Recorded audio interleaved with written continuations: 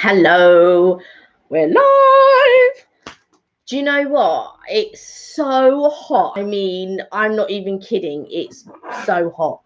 I have not long been back from college. Got a customary Starbucks. So I've not long been back from college. I'm really enjoying it. I'm enjoying the college lifestyle. I'm enjoying college. Hey Minnie, how are you?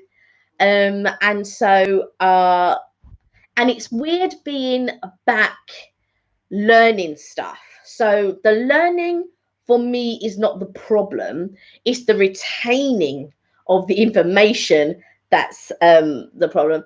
Hey Coco, how are you? How's Sienna? Hope you're both well. Um, and so being in the college environment and meeting new people, that's actually been quite nice.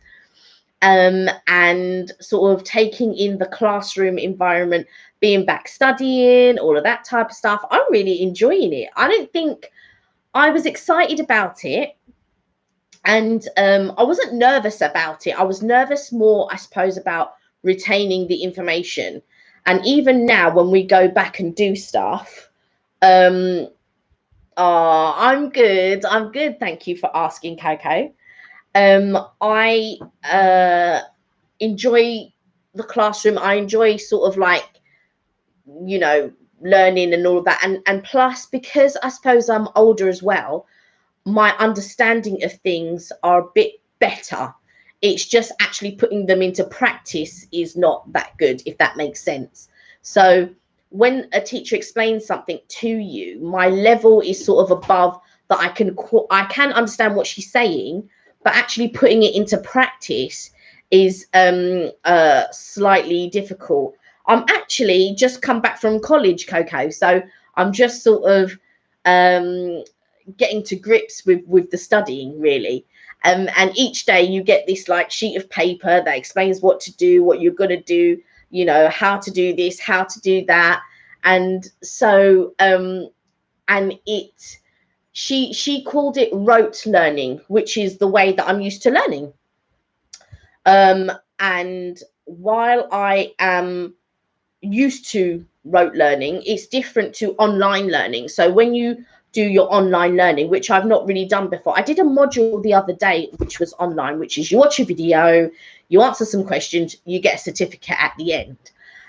But this way of learning is actually showing you how to do this, how to do that, how to get from this point to this point. And that is the type of learning that I enjoy doing.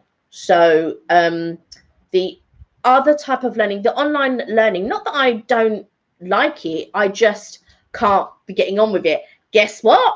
Hello! Reunited and it feels so good. And I got a Starbucks. Yes, and he's got his Starbucks. So we are back. We managed to our schedules for the first time in ages haven't clashed, so we were yes. Well, you've only literally just logged off, haven't you? I have literally just logged off work and I've just rushed in. And Coco says hi. Hello, Coco. Hello, Minnie. I've had to tie my hair up because it is so hot, like so hot. And you can see that I've got these little, like an older person. And what it is because I kept having my mask on, my glasses kept falling off and clattering to the floor. So I just thought, you know what, I'm just gonna have to bite the bullet, get one of these, and just so if they fall off, at least they'll be around my neck and not clattering to the floor, right? Yeah. You look like a teacher now. Yeah, I know. I do. I feel like I'm a bit more intelligent, even though that's not the case. But you imagine like a teacher or an elderly person or something, although that is coming with a, what would you call it? Judging somebody before. Well, Mark says hi. Just a quick hello. I'm just getting ready to go out for tea. Hope all is well. We're good, thank you, Mark. Good to see you. What are you going to eat? Where are you going? Yeah, where are you going and what are you going to eat? I was going to say, because we recently, if anybody saw, yes, I was just about to talk about it. So we went to Dishoom. Yes, we did. And do you know what was a pleasant surprise, actually? I don't know. I'm all the way back here. You're all the I way forward. know, because I'm just relaxing. Yeah, I can't. Yeah. You can't. We have to get a new sofa. Yeah. So Lovely. what was pleasant? We went into central London, into King's Cross, to go to Dishoom. Now Dishoom is right in, and we haven't been to that part of King's Cross. King's Cross is massive, by the way. Yeah, it's really famous big. Famous obviously Harry Potter fame with the platform 9 3/4, which we did go by. Yeah. Minnie, I got some butterbeer. They actually sell it now in little bottles. Do you know what, Minnie? I wanted to send you a video. I managed to send one to Mark, but I wanted to email you a video. And I couldn't email it because the file was too big, so it wouldn't allow me to email it to you, which was such a shame. But Coco, I think you'd like butterbeer. I think you'd really like butterbeer. So yeah, anyway, so going back to what I was saying, so this part of King's Cross we've not been to in a long time. It's all redone. So there used to be loads of warehouses there. Cut a long story short, they used to what would you say, take or transport goods down the canal, and they this is back in the 1800s. And what they've done is they converted all those places into old warehouses now into fancy restaurants. Yeah, fancy restaurants and shops. Minnie's asking, was the butterbeer good? The butterbeer was excellent. The only trouble with Minnie is normally when you have butterbeer, you've got the butterbeer, and then they've got ice cream floating on the top. But obviously, because it's in a bottle, you can't have the ice cream. But so I'll have to add some me ice cream on top. Yeah, you'll have to make it into your own float. Yes, I did enjoy it though. Thank you very much. And Mark is out to a pub. 10 minutes from traditional pub grub. Oh, what are you gonna have? Is it roast? Well, it's not. You could do on a Saturday. What's that? No. I was gonna say Kelly does this right. She'll have sweets and doesn't offer any. It's not that. I bought Mark several packets of sweets, right? Mark eats them literally in 5 minutes. So he had a packet. I bought 2 more packets. I bought one for me. And he's got 2 packets. And he still wants my one. You're happy to share? No, I am. I am happy to share. You're lucky. I am happy to share.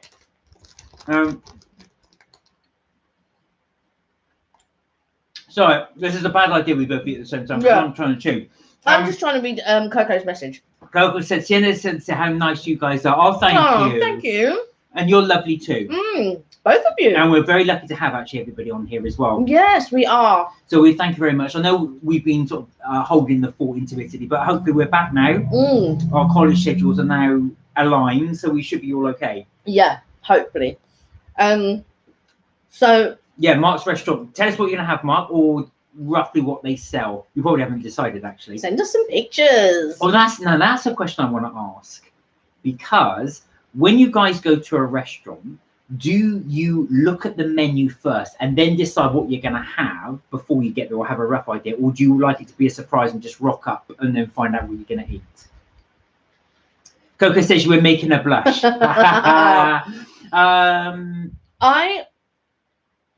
Do you know what it is? I do a bit of both. Sometimes I check out the menu. You never check out the menu. No, actually, that's not true, because I do, because I just think to myself, what am I going to eat? Because obviously I don't eat meat. I do want to check there, because there's been times when I've gone to a menu and there's nothing but meat, bar a few salads. I think, oh god, that determines if I'm going to eat before I go out, because I might have a sandwich or something before I go out if it's just going to be something like that. I've never seen you. I didn't know that. I've never seen you check the menu, but I do. Think I'm going to have steak and chips with pepper sauce. So Mark's having steak and chips, and he's even done a steak emoji. It could change at any time. I'm liking your thinking. I love steak. Mark will tell you. I love steak. Does like a steak. I did a steak on a barbecue the other day, but it was full of gristle, so it was like very chewy. Even though I made it so it was like slightly pink inside, it was quite chewy, and I didn't enjoy it. So that was Do you know who? I know who you are. We know who you are. We call you Coco because it's got Coco on the thing, but I know who you are. Yes, we know who you are, obviously. We only saw you a couple of weeks ago. We're only joking, Chloe. I will actually send you some butterbeer, actually. I've got some spare. So I'll let you try some butterbeer, if you like butterbeer. Tastes very much like, I was reading the ingredients, which I probably shouldn't, because that kills the magic. But it's got pear juice in it, apple juice in it, but it tastes very much like American cream soda to me. Yeah, it does. It does taste like like cream soda, and I'm not really a lover of cream soda, to be honest. It's not really my thing. But if you like soda with an ice cream float, then it's definitely your type. Oh yeah, absolutely. And it's I really enjoyed it. If you check out our Harry Potter video where we actually went to Harry Potter World, you put parts 1 and 2 up, still part 3 we've got to go, which is the last part. You will see in there, in the restaurant, you can actually have butterbeer with your ice cream on top. Coco says, you owe me some ice cream. I do owe you some ice cream, but we can't give it to you now. But can't give it to you now. But we will do. But would you prefer butterbeer with ice cream on it, or just butter, or just ice cream? Just ice cream.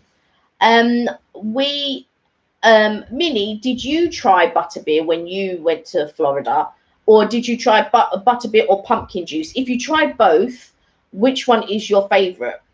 Because which one is your favorite? Well, do you know what? Actually, I'm gutted because they don't do pumpkin juice, or I can't find it here in the UK anymore.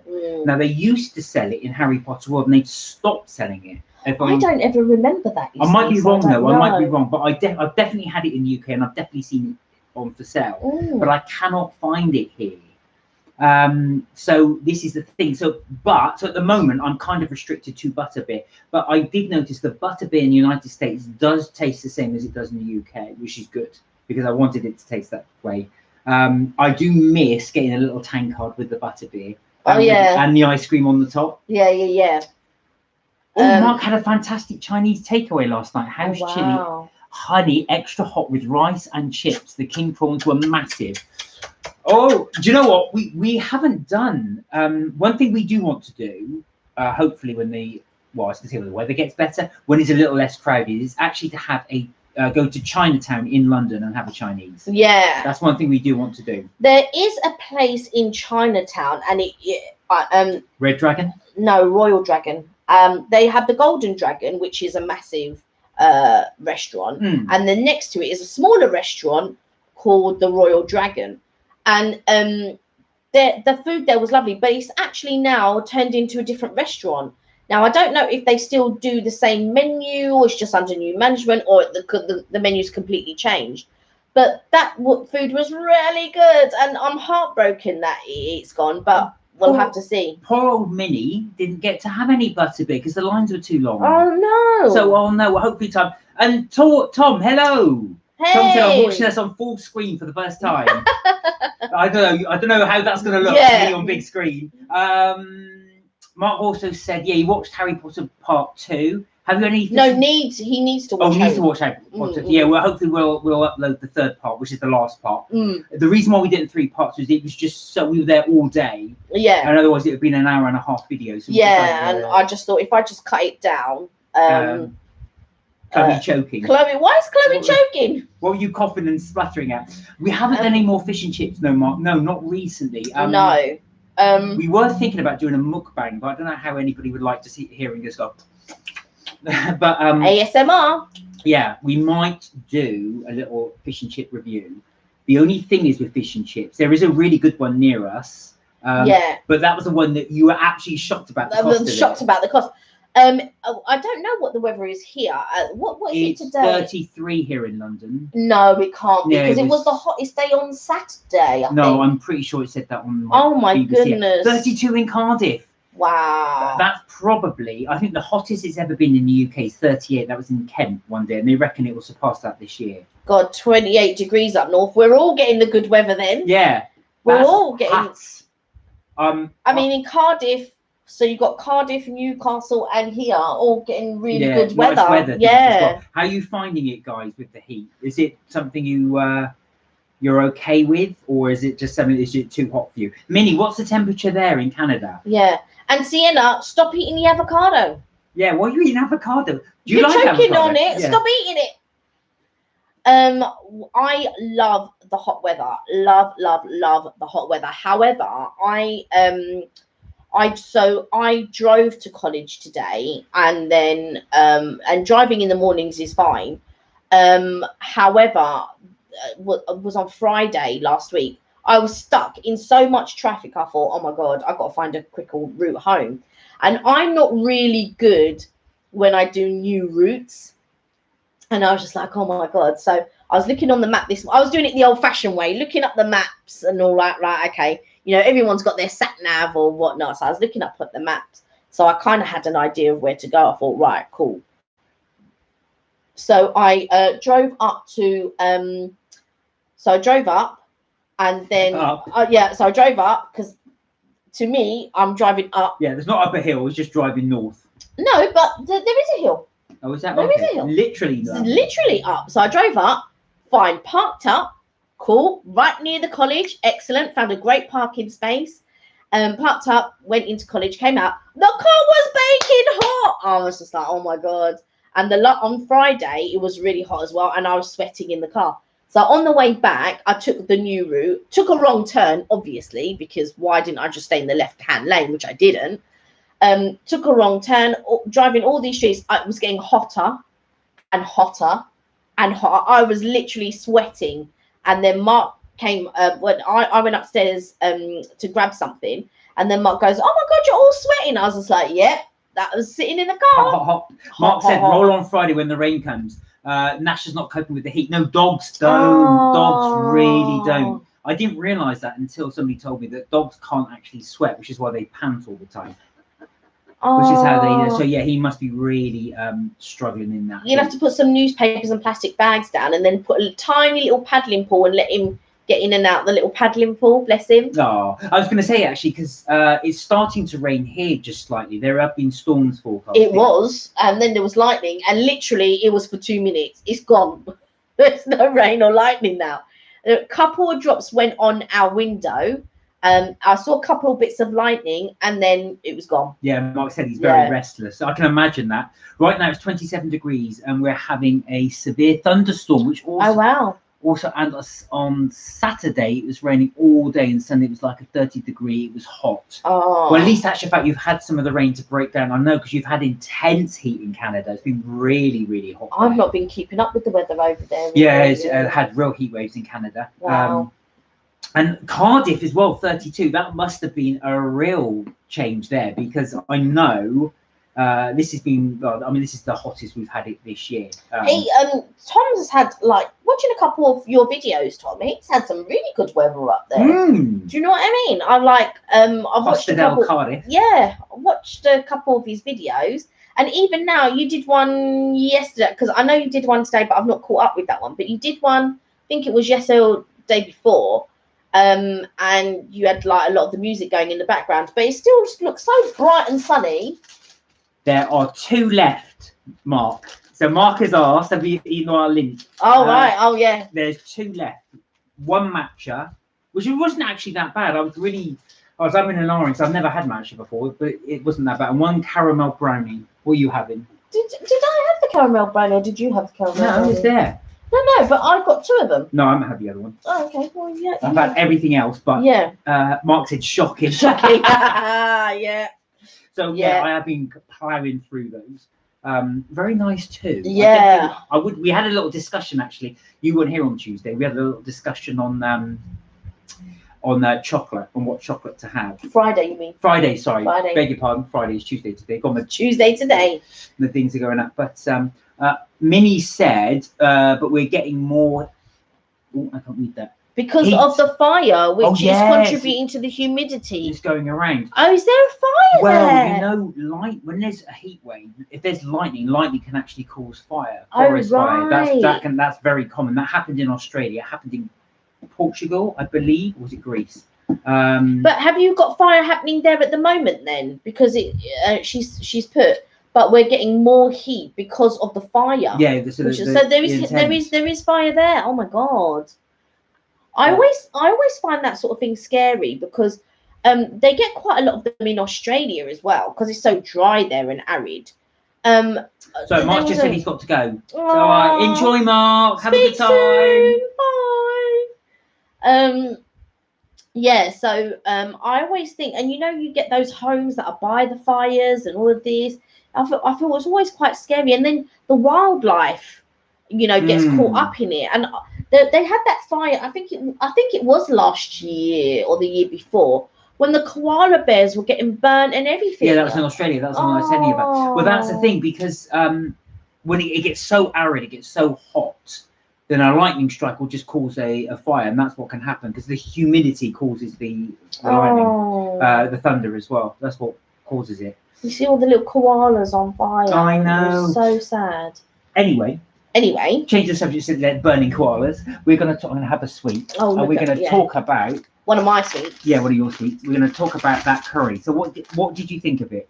Would you recommend Dishoom to anybody thinking about going? Do you know what? Yes, I would recommend Dishoom to anybody who wants to go.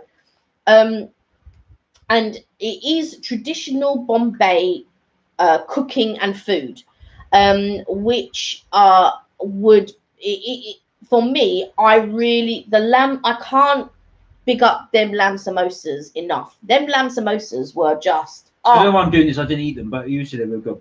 It was so. It was lovely. The thing for me, which I believe was the same for you, a couple of the dishes were slightly a bit too salty for our palate. But that is traditional. Because in Mauritius, because I was talking to my mum about it the other day, and I said, you know, how my granddad used to add a lot of salt to food, but that is how they cook in Mauritius. And my mum was saying, yeah, the older generation or the traditional generation, it is a lot of salt. But now the newer generation, so people my age and younger, wouldn't add as much salt to their dishes, purely because of, you know, it's just the old type way of cooking. But now they do other things. But yeah, I mean, that is traditional how you would have a dish. But my mistake was adding something to the corn before trying the corn. Yeah, that was it. That was a mistake. That rub was almost like pure salt itself. So you had corn which had salt on it, and then you put pure rubbed salt on. But that salt was good. That corn was good. Minnie said, so just yes, in British Columbia, aka BC, has a large forest fire going on right now. And looking at the weather now, where there's 28 degrees and humidity is 67%. Wow. So that's warm. That is warm. So yeah, stay cool, but stay safe, Minnie. Yeah, be careful out there, because I know with the fires and things like that, it can. Well, like I say, escalate as well. Well, it's very, very difficult to control. I remember, I think it was in California one year they had the fires, and they really struggled. They were just telling people you have to get out. There's nothing they could do because it's just so vast. Yeah. Evelyn, hello. Hey, Eve. How are you? Oh, we both said that in unison. Enjoying the hot weather, I hope. You know what? It's been a long time coming, this hot weather. Yes. And I know a lot of people complain about it being hot and stuff like that. You can't sleep at night and all that. But to be honest, I welcome it because everything's brighter. Everything looks nicer. I think people, you know, I know some people complain, but it's just nicer. It's just, you know, that instead of that dull grey or overcast, it's just lovely. Even said loving the weather. Loving the weather, exactly. You've got to take advantage of it. I know there's always people that moan about it, and then as soon as the cold comes in, oh, it's too cold. I think, oh, just make up your mind. It's not that, but we go on holiday to get this weather, this type of weather. It's baffling to me how people complain about it. It's like being on holiday, actually. It's quite nice, very nice. I love it. So I love sitting in the garden. I love going out. All of that type of stuff. Don't get me wrong. There are some days I'll sit in, but no. How about you? Yeah. Well, I love hot weather. There's no, what can you, like I said, it's so, especially in the UK, it's so rare you get it like this. Just enjoy it while we can. That's definitely why we want to try and enjoy it while we can do. And the reason why we're trying to get out a little bit more, enjoy, even though it's a pandemic, just try and enjoy what we can. But yeah, we did enjoy Dishoom. We will be reviewing a few more restaurants coming up. And yeah, we'll just have to decide what we're going to do. I did have a request to do a cheesecake. Yes, somebody watched our friends. I don't enjoy this. I don't enjoy weather. Oh, hello, Sam. Hi, Sam. What? You don't like? Well, actually, do you know what? To be fair to Sam, it's not for everybody. It isn't for everyone. And like Mark was saying, you know, his dog was the Tego. Yeah. And like I say, a lot of people. I've got to be honest. When it gets really, really hot, when we went to Las Vegas, and and it got to 39 degrees. I couldn't stay outside. It was just too hot. And that was unbearable. I was like that. I just thought to myself, this is too hot. The only time I found it very, very hot, actually, there's been 2 times when I found it really hot. One time when we went to Lanzarote and it was overcast, but it was 35 degrees. I was just like, oh my God, that's crazy. And then the second time, I was on holiday with Evelyn in Salou. And we went to a water park one day and there was no shade. And I was reading a book like this and I just went, boom. And then I tried to wake myself up and boom, I must have had heat stroke. It was crazy. 20 to 25. I agree, actually. Yes, I've got to say, I like anything from 21. So 21 to 25, I think is pleasant. It's walkable. I think when it gets to this, it's very difficult to walk in. Yeah, and I think, do you know what, Sam? A lot of people do say that 20 to 25 is ideal because that's nice and warm enough so you can have a t-shirt, but not too hot that you're soaking through with sweat. Yeah, because I was soaking through. But I agree. But if it gets hotter, I like to be on a beach or by the pool when it's that type of weather because you can't walk in it. I find it difficult when we go to Florida and it's sort of like heat like that. I find it very different. You can still do it. You can still walk around the park. I don't mind doing that. He'll be able to walk. I have to sit down because it's just too hot and I can't walk around. But to be fair, because the space is very wide, you can get shade and you can get aircon, so it's not too bad. But here there's not a lot of places that have aircon that like my car's a very old car, so it's not like I can have the aircon on because I don't have aircon in my car. Do you know what? In the UK, you don't really, do you? You do in the newer cars now. Oh, I see. I mean, in general, though. Minnie said, I like 50. Oh, 50, you like it even cooler, 15 to 20 with nice wind because of the type of heat. Good to walk in and also have a nice breeze to cool you off and keep you going your walk. That's what you like. So you actually like it quite cool because 15 degrees, I think that is more of a jumper or cardigan. No, but does she mean, because do they work in Fahrenheit over No, there? Fahrenheit. No, Minnie means Celsius. Oh, does she? 15 degrees Fahrenheit would be like minus. Oh, right, okay. I don't know the difference between Fahrenheit and degree, centigrade. Celsius, yeah. Celsius, centigrade. But yeah, I agree. I like it from about 21. I feel 20 is just still a little bit cooler than I would like it to be. But 21 to 25, I agree with you, Sam. It's walkable weather. You can go and you can even still lay out in it and it's pleasant. But when it gets hotter than that, I can even, to walk around, I can even go up to 27 and still walk around. 28 and above. Yeah, I have to stand still, sit still, be somewhere with a nice cold drink. But I don't mind that as well. What I don't like is when you're in a hot, stuffy office and I've got to wear a shirt and trousers, and then that's really uncomfortable. So it's nice if I've got your t-shirt. That's why I don't mind wandering around. Shorts, t-shirt, I can wander around in that type of heat. That's good for me. Yeah, I can't wander around it. I do find it when we're difficult when we're not so much when we're in Vegas because we can walk in the hotels then and then go from hotel to hotel.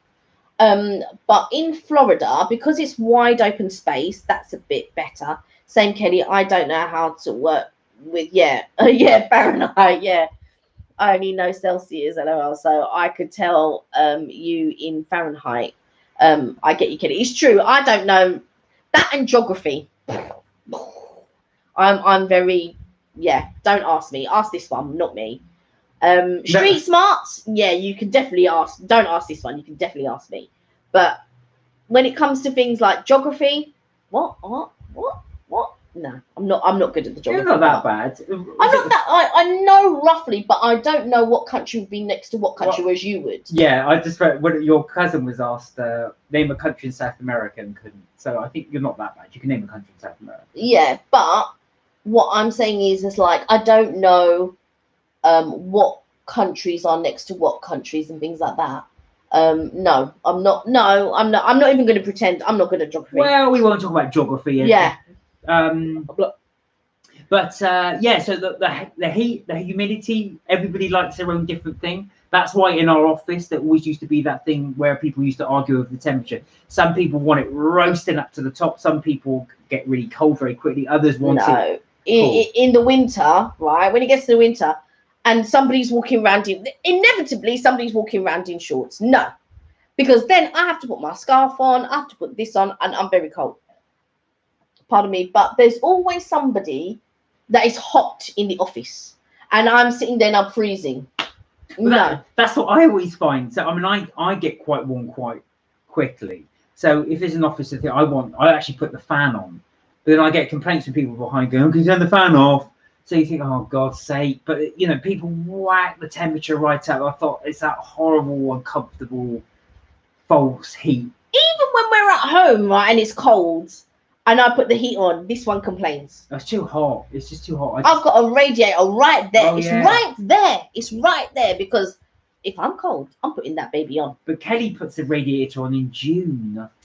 It was cold in June. It was cold. It wasn't hot. It was cold in June. Millie said the same. Lol, my geography skills are not the best, but sorry, but I'm not that good at it. But I try to ask my dad questions when we talk about, so he does tell me the geography info. Yeah, I just have to look at Mark because normally I don't know where this is, that is, blah blah blah. I could still be talking about, I don't know, Prussia at this point, which doesn't exist anymore. I'm like, what? Or whatever. But yeah, I'm terrible. I didn't take it at school because I was that bad. I was better at history. So when we had our GCSE options, I took history because my memory back then was slightly better. But yeah, but it's not something you always need in everyday life. It's not as though I know many people that go for a job interview and they go, right, can you explain where on this map Albania is? You're not going to get. It's not something. No, but inevitably you always feel foolish when a conversation comes up. What is the capital of whatever? And you're like, oh. Well, capitals are different because they also change a lot. Countries do change their capital city, so it can be quite difficult when you are doing a geography thing. I only know of India really that's changed their capital a couple of times. I don't know any other countries. Yeah, other countries have done it. I can't remember off the top of my head, but other countries have changed their capital. It's not because one moment it was Mumbai, the next moment it was Bombay. Or is that the reverse? Yeah, reverse. It's the reverse. You see, one moment is Bombay, the country changes their names, obviously, but all down to politics. That's the reason why they change. Yeah. I think that's the reason why lots of things change is normally down to politics, though, isn't it? But yeah, I get confused a lot, so I tend to sort of steer clear of those conversations because I'm just like, oh. But same as I have a friend and she doesn't like to talk about politics because she doesn't know anything, and I think I'm only one step behind her, and I'm like, ooh. So talking of heat, change the subject slightly. What do you guys like to do on a nice hot day? Yes. If you've got the day off and you've got nothing else to do, what would be your ideal thing? So if it is, like I say, your ideal optimum heat of 20, 25, even if your ideal is 30, what do you prefer to do? Do you know what? I was just talking to my cousin before I came online, and we were talking about rooftop pools and infinity pools, and that sort of concept is not that popular in England, in the UK, really. But now that we are starting to get that type of weather here, because last year was beautiful. For quite a big portion of the year was really, from April onwards, was very, very nice. This year, been June, maybe a week or two, and now July, but a lot of it's been overcast. But even the year before that, we were getting lots of nice weather. And now that they're starting to open up, they've just built in Nine Elms, sort of like Vauxhall, if you know London. They've built a connecting rooftop pool, and it connects two buildings, and it's acrylic, right? But when you're swinging from one building to the next building, it's for residents only. But you swim the bridge. I'd be too scared. You know, you get those bridges, those acrylic bridges that you walk across. I would be too scared to walk across them. This is an actual pool that joins two buildings together. I saw that. Yes, it's crazy. I think it's the world's first, isn't it? It's the world's first. It's called Sky something. Yeah, it's the world's first swimming pool that joins two buildings, and you can actually, it's all perspex. So if you're in the pool, you can see right down to the street, and people in the street can look right up and see the pool.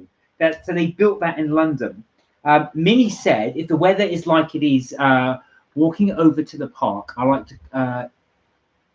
Walking to the park, I like close to take my lunch and eat at the park, and then go for a walk home, and then it's on the weekend, go for a walk by our beaches. That's what you like to do on the weekend. Do you know what? That sounds absolutely lovely. It's the simple things in life like that.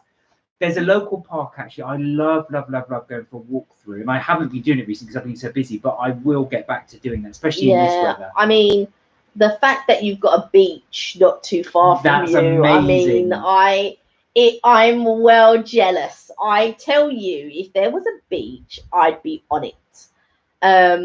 But yeah, we don't live close to any beaches, we don't, which not is unfortunate. Here. I used to have an Ashfat Mini. Can you hear the sea from where you live?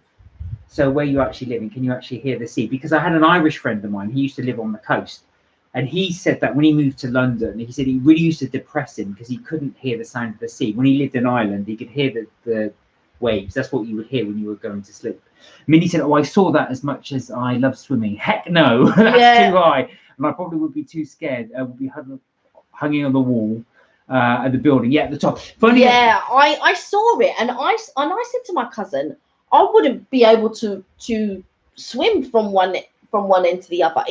Even talking about it, it just looks so scary. Yeah. You really have to have no fear of heights. Minnie says she can't hear the sea from where she is. So yeah, that's the thing. But there is something very calming about hearing those waves. Especially, I remember when we stay in a hotel near the beach, you hear them.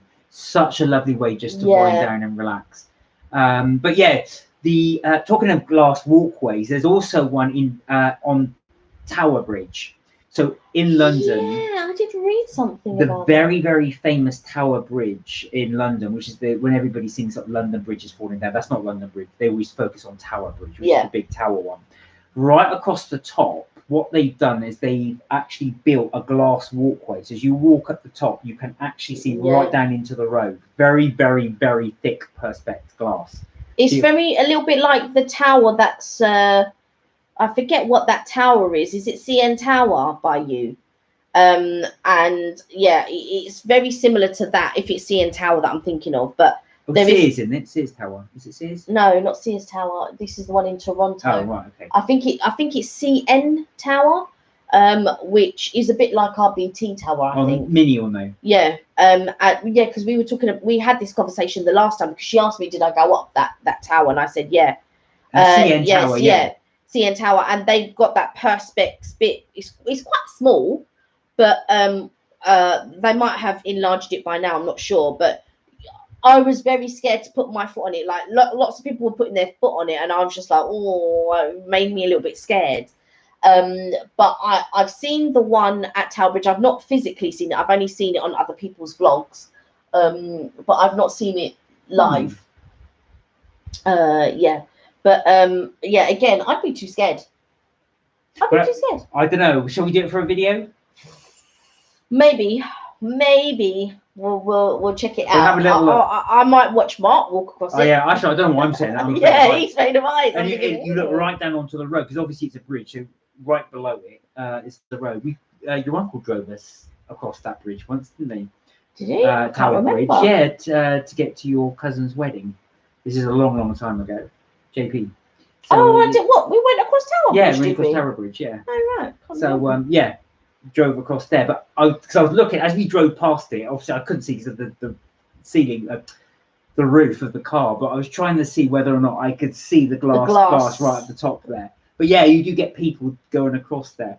Yeah. I don't know how brave you are. They've got one in is it China or Japan, where they've actually built a glass. Oh yeah. Up a mountainside. But they actually have done it so that there's video cracks on it. Yeah, that's right. So it looks like it looks like it's going to crack while you're walking along it, and like you see people sort of like, but people crawling on their hands and knees to get across because they're so scared. Yeah, but it would bring up a fear in you. Oh yeah, it? absolutely. Yeah. We're going across a rickety bridge. We can see right down. It's crazy. No, I fancy that. But yeah, so that's the one there. The other thing, talking about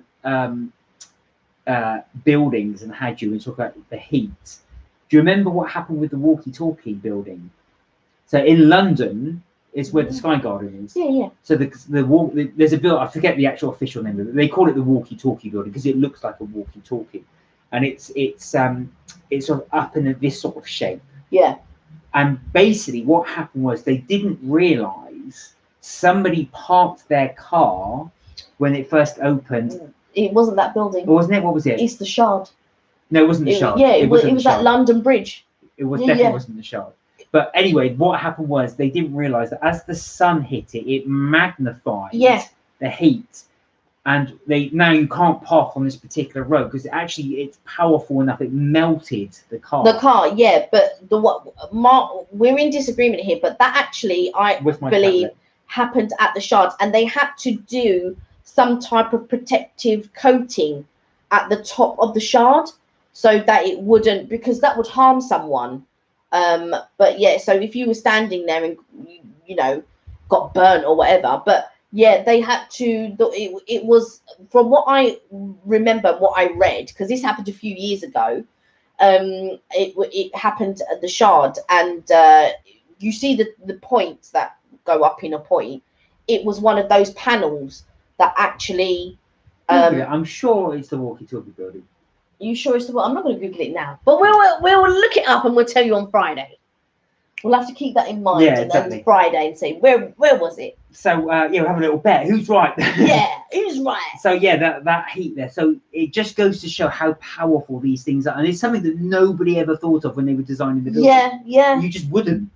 Crazy. I mean, I saw the documentary show about the Discovery Channel. I can't remember the building it was though. Minnie, you could have solved it right there. Minnie's probably been diplomatic. I don't like to cause an argument. It was a building. But yeah, I just it's crazy what things could do. And I suppose as an architect or an engineer, when you're constructing something, I suppose it is one of those things that you may not have taken into consideration.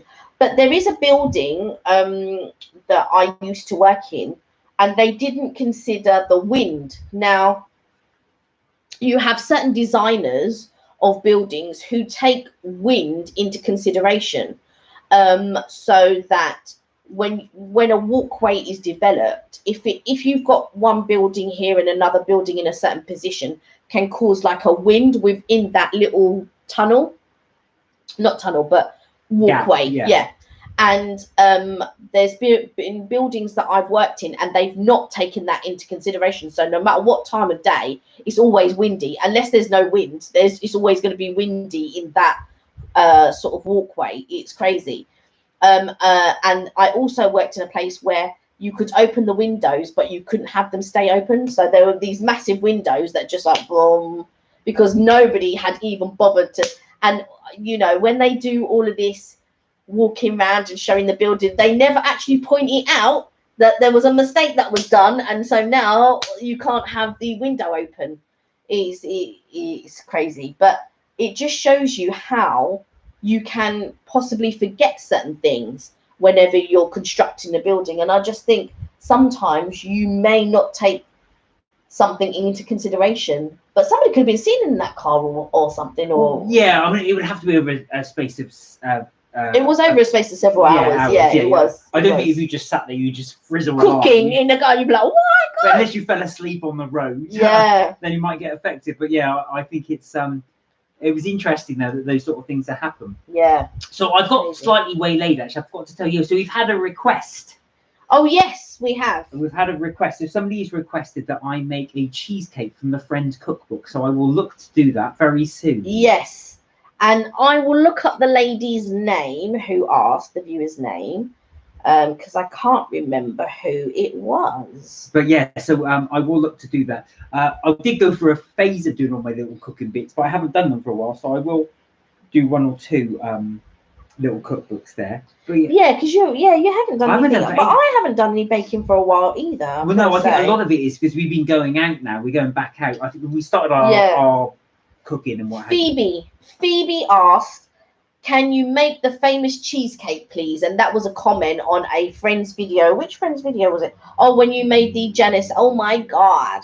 Oh my god. Pancakes. Yeah. So she would like it if you would do the cheesecake. Oh, Janice, I shall give it a go. I will try. I don't know if we'll have time this weekend. Not Janice, Phoebe. Sorry. Phoebe. Janice is the lady. Janice is the lady who you did the. Phoebe. Yes, Phoebe's the one who asked. I will give it a go. I don't know how it will turn out. Because you've never made a cheesecake before. No, this is a baked one actually. So yeah, I'm not a lover of baked cheesecake at all. I like the no bake cheesecake. See, now I don't. I love baked cheesecake. There's something about baked, and I didn't realise. I did watch this documentary where they were talking about food, and apparently cheesecake is an American invention, and it was actually designed as a savoury dish to have as a starter, not as a dessert. We keeping you up? No, but I'm just sorry, yawning.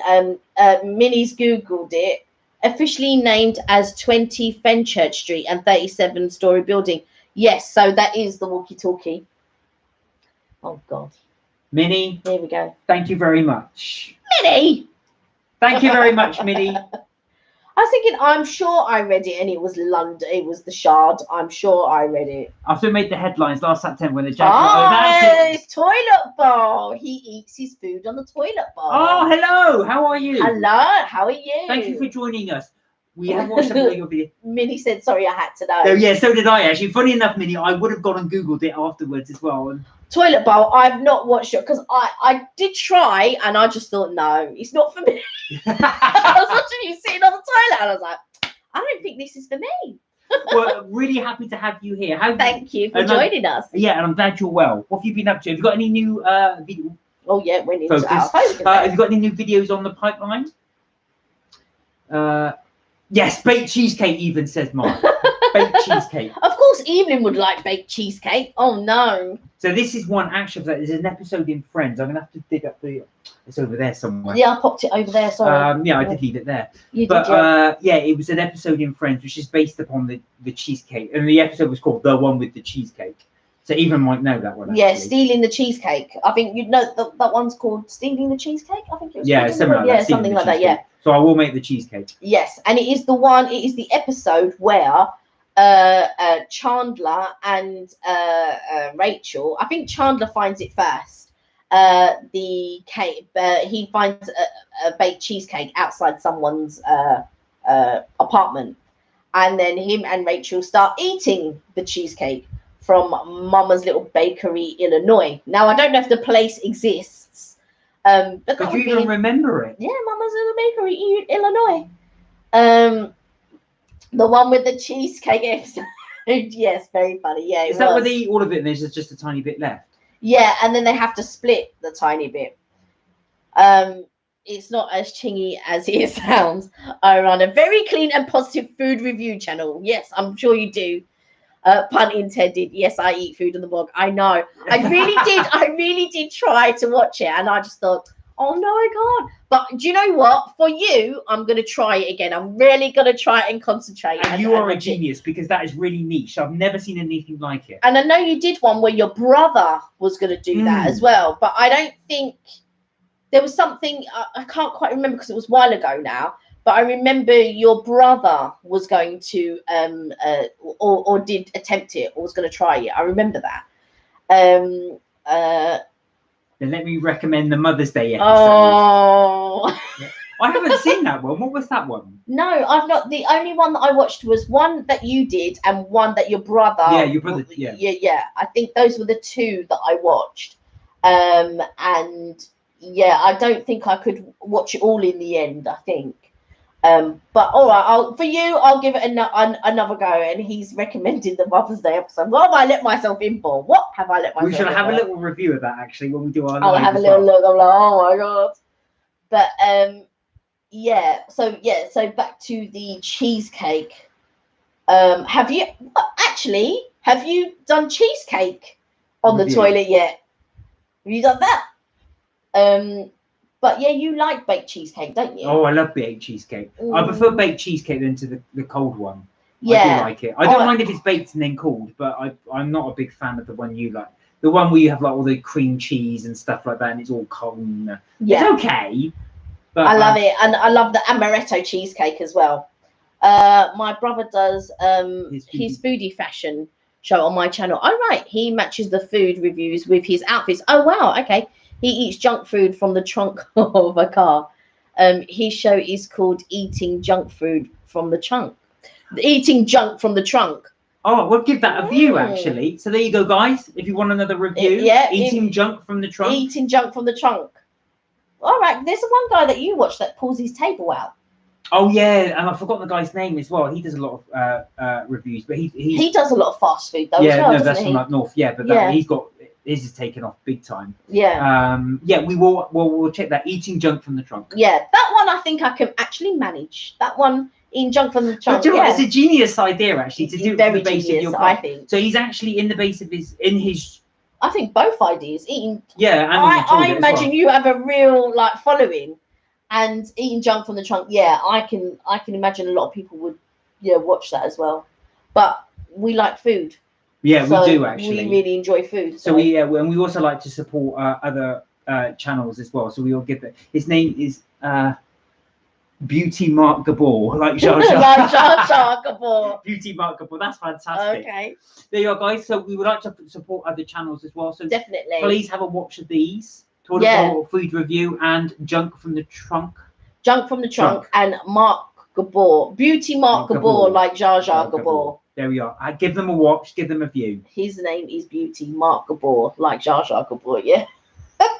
Actually, in fact, we do need to do a few more ones. We've just done our Indian Dishoom review. Yeah. So we're just sort of planning what to do next as well. Now we're back out there. Yeah. We'll definitely do a few more reviews. Thank you. Very kind. Oh, you're very kind too. Thank you. Yeah, you as well. And they're all on your channel. So yeah, there you are, guys. Go check your channel out. Check the channel out as well. If you want, leave a little link in there. Yeah, put your link up. So people can. So then, if people want to link, people want to go straight to it, they can.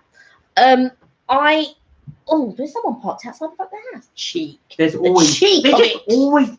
There's no reason I've been working from home that I realize people just park right outside the front. But not only that, they stop right in front of my car. Yeah, they do.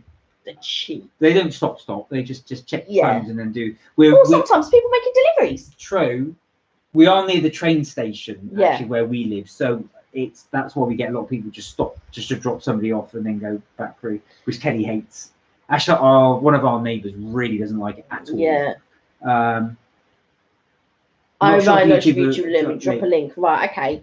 Well, I think they might be able to click on your name, maybe, and then possibly go to your channel, maybe. But yeah, toilet bowl food review. So if you look up toilet bowl food review, you'll come to his channel, and then he's got the subsequent channels on that channel. But yeah, we need to do. I don't know what restaurants. I mean, somebody had suggested when you were doing your live on Friday that we do Indian cuisine. Yeah, that's why we. That's why we went, and I then had to look up, because sometimes now that everything is beginning to open up, it's quite difficult to get reservations, and then they want to. Like I was reading the small print for the reservation system at Dishoom, and they said, "Oh, you've got an hour and a half." But then I thought, well, who is who's going to be wanting to rush to sit down at 2 o'clock? But they didn't rush us. No, they didn't. We had longer than an hour and a half. And I think a lot of that was because they weren't that busy. Yeah. I thought, well, actually, in fact, we went about 2 o'clock, was it? Yeah, we made a reservation for 2 o'clock. Yeah. This was in King's Cross. Now, King's Cross has really changed. We've actually done a video on it because we did a video on the same day. I'm just going to do it as a separate video. And there were people like sitting out. There were these fountains that were coming out of the floor for kids. There was all the canal. There was like different restaurants, shops. So I think a lot of the people were outside rather than making reservations to eat inside. Well, partly that as well. I think probably because it's lunchtime on a Saturday, maybe as well. But I was actually quite surprised how not empty, but But the actual King's Cross itself was absolutely rammed. Yeah. Really busy. It was so busy. Yeah, so if you're into Harry Potter, which I know quite a few of you are, there we did explore the platform 9 3/4 shop there on King's Cross Station. But we didn't film it. No, we didn't. We have filmed it before, haven't we? Yes, we have filmed it before. In fact, I put Minalima up. Actually, I don't think I've put the Harry Potter shop up. No, actually. we need to do that one. So yeah. we did do a review of the platform 9 3/4 shop. So we do wander around. I'll show you all the prices. I did all that filming there because Kelly was just in her element looking for things to buy. I had more important things to do than film. I had to buy my stuff. So I was there doing all the little things. So you'll have to. I'm not as up on Harry Potter as Kelly is. And then we went to a really nice little cake shop, which we'll put on this one. Called L&N. Yeah, L&N. All homemade pastries and some really nice ones. That milfoil was delicious. And it was funny because we bought our own different things, but then we liked each other's things better than we liked our own. We just swapped them round. But that milfoil was delicious. I forgot what it was now. I think it was like you had not carrot cake. What did you have? God, I want to get that carrot cake. That carrot cake looked amazing. Yeah, that carrot cake did look amazing. And we didn't get it this time round. I mean, we were in King's Cross. Yeah, but we didn't go to L&N, did we? No. Sounds very cool. Do you know what? I mean, King's Cross is really up and coming. I don't know where you're based, but if anybody is within distance to get to King's Cross easily, I highly recommend you go there. And it's on the opposite side, not on the... So basically, when you come out of King's Cross Station, you'd have to turn right. If you're coming out of St Pancras, you have to turn left. You have to go over the road, and then turn left. And then you'll see a Nike store, loads of building work going on, and all of this. And they even have open air cinema, which is free. First come, first serve. But no, I don't think you were saying, yeah, it wasn't free. You were saying, was it £15? No, £18.90. So funny enough, so we basically in King's Cross, like I said, there's a little canal that goes through. Very much reminds you of Manchester. So you've got this little that goes through all the buildings. And then there were all these people, what we thought was sunbathing right near the canal. So it almost like little steps going up, and they put fake grass there. People are just... I just thought it was first come, first served, and when to sunbathe. So they were all relaxing like this, and then we thought they were just first come, first served to sunbathe. And then we got closer, I could hear this sound going on. What's that? And I looked across on the opposite side of the canal with this ginormous screen which we hadn't seen. And they're all watching a film. Big.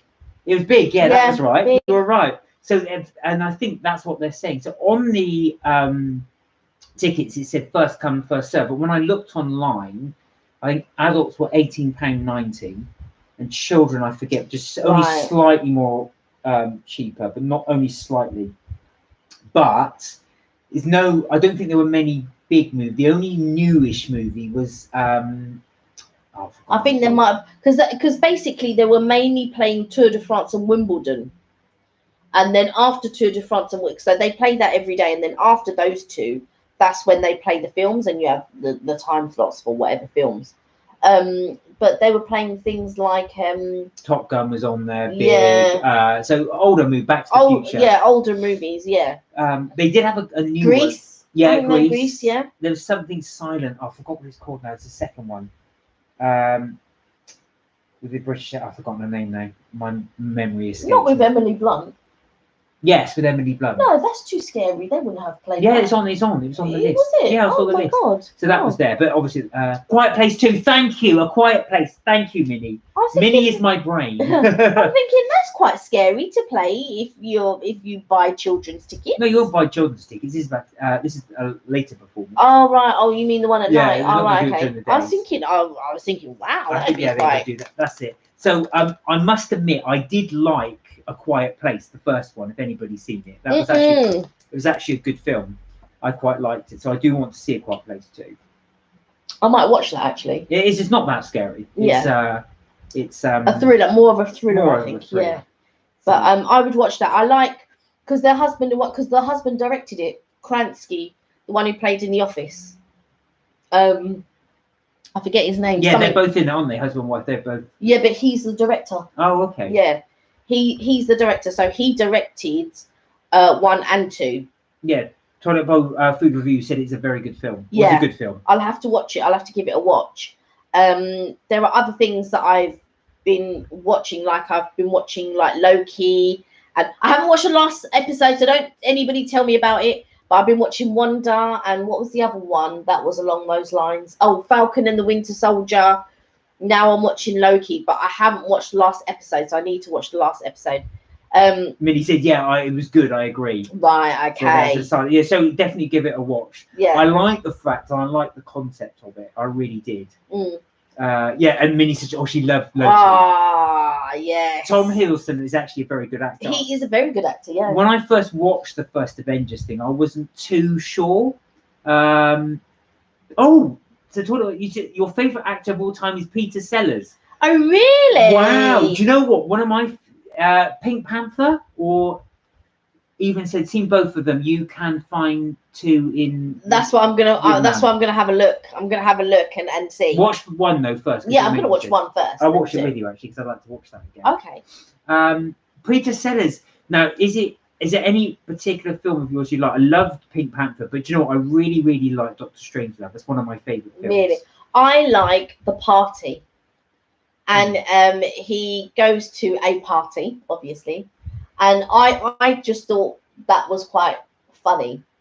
I haven't seen that one. Being There's a really good one he was in as well. Oh God, the only ones that I remember him in are the Pink Panthers, which I do like the Pink Panthers, by the way, and The Party. Yeah. Yeah.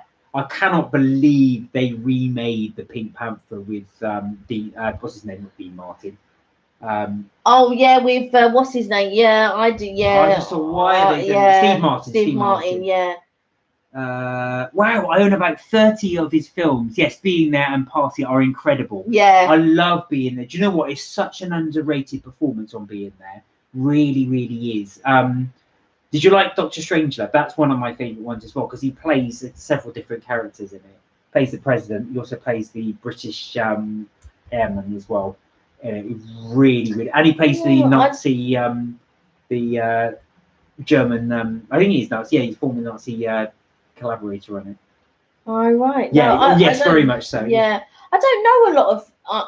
I don't know a lot of his films. I only really remember him in the Pink Panthers, and I used to love him in the Pink Panthers and The Party. I thought he was hilarious. There was one scene where he's with the birds and the seeds, and I laugh even now when I think about it. It's so funny, and I just think, oh, Peter Sellers. But my favorite older actors are people like Abbott and Costello, or Jerry Lewis, and there's another one. Oh, the singer with the ginger hair. I love George Formby, by the way. I really love George Formby. When I go cleaning windows and stuff. Yeah. And it's cost. When I'm cleaning windows. No, what was the other one? The one with the ginger hair. I forget his name now. Danny Kaye? There's a Girl in My Soup. It's excellent. I haven't seen that. He stars opposite an 18-year-old Goldie Hawn. Oh, right. Okay. I'll have to watch that. I've heard of this, but I've never seen it. I used to work in a video shop. I used to work in a video shop when I was about 16. When you're not allowed to work in video shops, yeah, you had to be 18, obviously, because you were doing all the 18 films. But they allowed me to work in a video shop. But I remember seeing There's a Girl in My Soup, but not actually watching it. But I remember sort of seeing the video case for it. But it wasn't one that made me want to grab it off the shelf.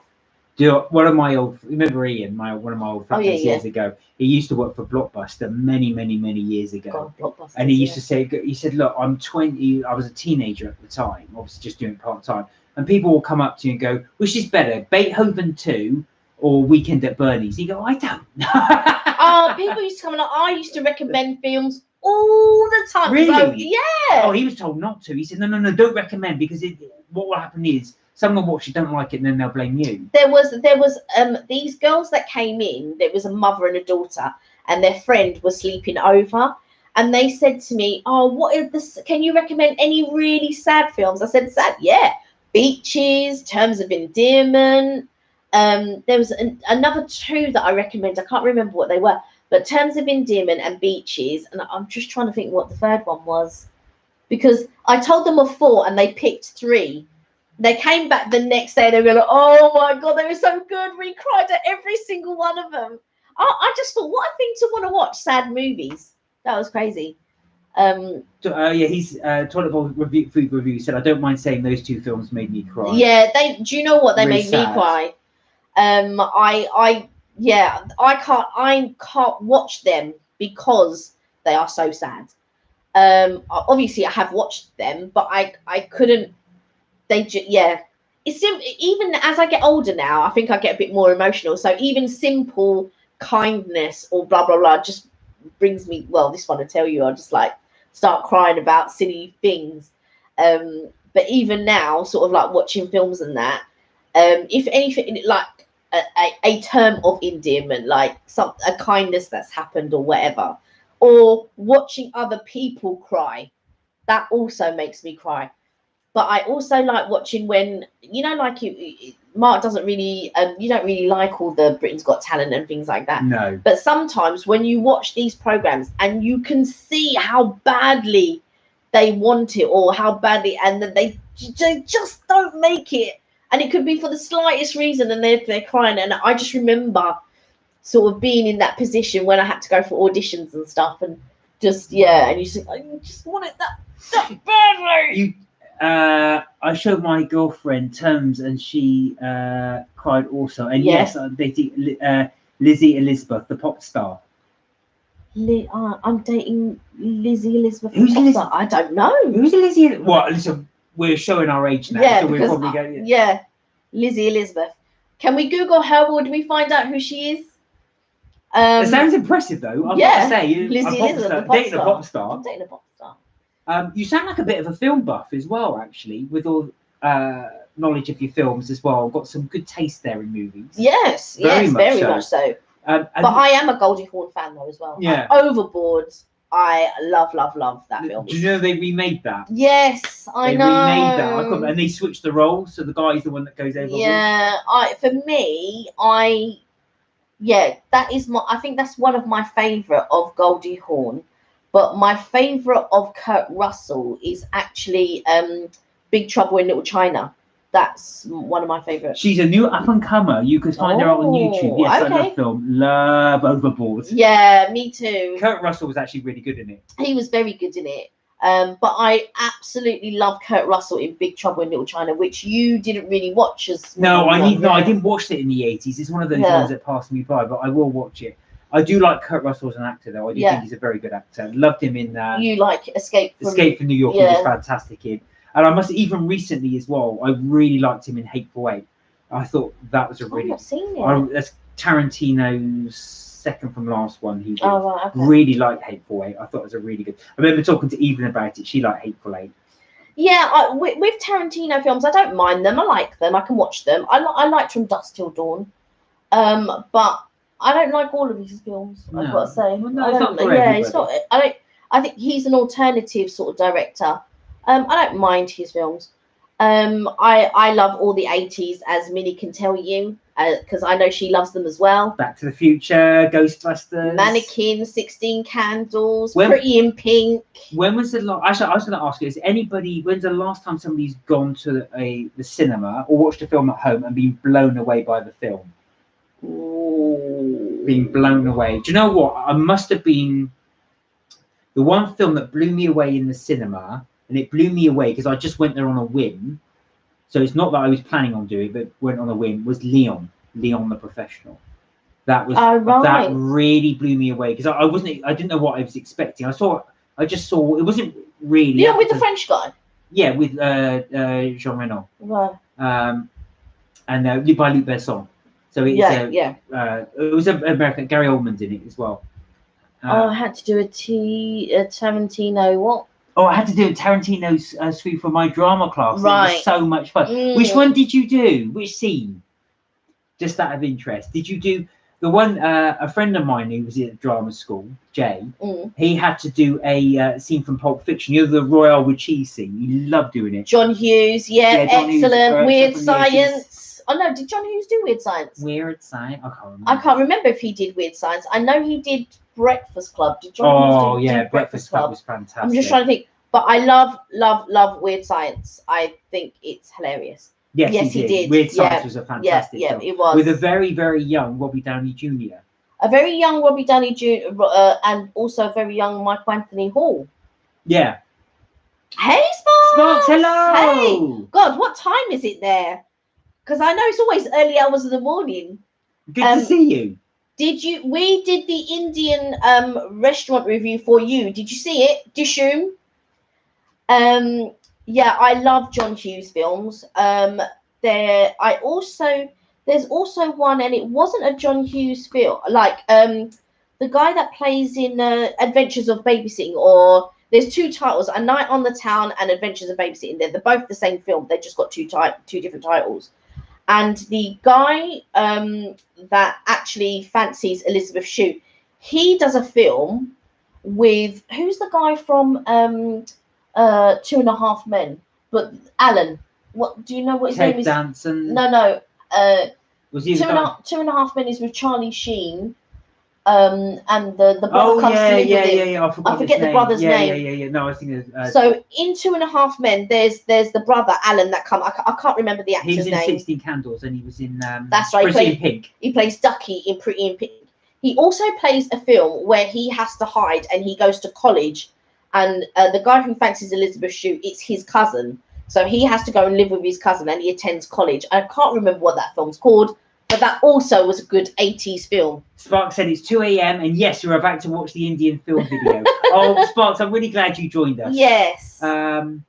Something Cryer, I think. Alan Cryer, Sam said yes. Thank you, Sam. I think it's Alan. Is it Alan Cryer? No. Alan's the name in John Cryer. Yes, and he plays in a film with the guy that fancies Elizabeth Shue in A Night on the Town or Adventures in Babysitting. I can't remember that guy's name because he doesn't do much acting anymore. Sam said, John Cryer. Yeah, John Cryer. It's John Cryer. And he has to hide out in a college. I think he attends a college or something like that. And that was a really good film as well. But again, because it's one of those 80s films that didn't get played very often, it was that, and things like Can't Buy Me Love, if anybody remembers that, again, was another great 80s film. There was something, something about a pizza guy. No, I'm just thinking. Look, he just keeps eating my feet. I'm just having a few sweets. Yes, you have your own. Goonies was a good one. Love Goonies. The Golden Child, if anybody saw that, loved that. I'm just trying to think of all the 80s movies. Did anybody watch, I think it was called The Last Dragon with Bruce Leroy? Sure enough. And loved that movie. Toyboy Food Review said, excellent film, Can't Buy Me Love. Yeah, Can't Buy Me Love was an excellent film. Was brilliant film. With the young, what's his name? Patrick Dempsey, with the young Patrick Dempsey. Is that candy I'm spotting? Yes, it is. Vegetarian M&S candy. M&S candy. Sparks was saying last time there's an M&S you can get in Singapore. Yeah, you spotted it.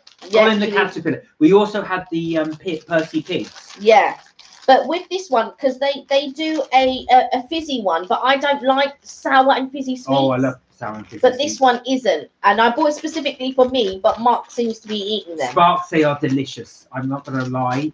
That's the ones. Now we're going to be chewing sweets as we're trying to talk. Why did they never do a Goonies 2? Why did they never do? They did a Weird Science 2. Well, they did a Weird Science series. It wasn't very good. What are some of your 80s films that we haven't mentioned that you like everyone? What is your favorite 80s movie? Oh, that's a tough one. For me, I'm going to go for the classic. It would either be, for me, it's probably Ghostbusters, but close second, it's going to be Back to the Future. It's going to be up there. I did really like Escape from New York. At the time I watched it, Escape from LA was terrible, but Escape from New York was a really, really good one. I also liked, but I do like those classic.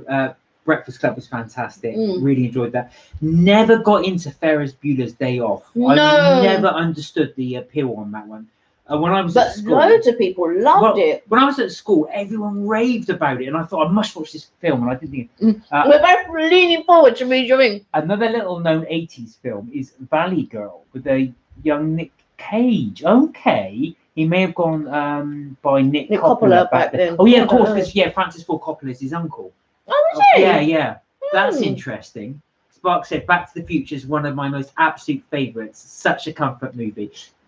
Go on. Do you know what? I love Back to the Future, but I also love Back to the Future 2, purely because back then, when you got to go to the future, you just thought, oh my God, is this how the future's going to be? And you really thought you'd have hoverboards and things like that. And I love Back to the Future too. Yeah, Back to the Future. Do you know what? Actual fact, Back to the Future Day, I think it's the 13th of October, because that's when it's set. So he goes back to the Future. He goes 1955. No. For the Back to the Future 2. So he goes to 2013, doesn't he? And I think it's the 13th of October. Correct me if I'm wrong, but that will be Back to the Future Day. And so back when we actually had 2013, if that's the date, because I can't remember the date, or was it 2015? Well, it might be 2015. Yeah. Spark said, she likes that too, but isn't it her favourite? It's got to be the first one. The first one is USA Today in the States actually did the original photo that you see in the film. So when it hit 2015, they actually did a special. And my friend's friend sent us a copy because it happened the next day. So you didn't actually get it on the 15th because look, and this happens to your son. And basically it happens the next day. So it didn't actually get published on the 15th. It got published on the 16th. If it is the 15th, I can't remember. I can't quite remember the date. But anyway, they go back the day before. So the paper gets printed the next day. And they sent us the original. So I've got the original upstairs in a folder. But we also brought a printer when we went when we went to Comic-Con. Yeah, we did. So I went into this phase actually. There's a company that does mock covers for like newspaper articles that you see in films. So I got the Back to the Future one, which got the USA Today. I've got some from Batman where they had the Gotham strikes and all of this one. So I've got those on my wall. Spark said, I might be in the small minority, but I never really liked Blade Runner. Yeah, it's just Mark really did. And I love the aesthetics, but I really couldn't get the story.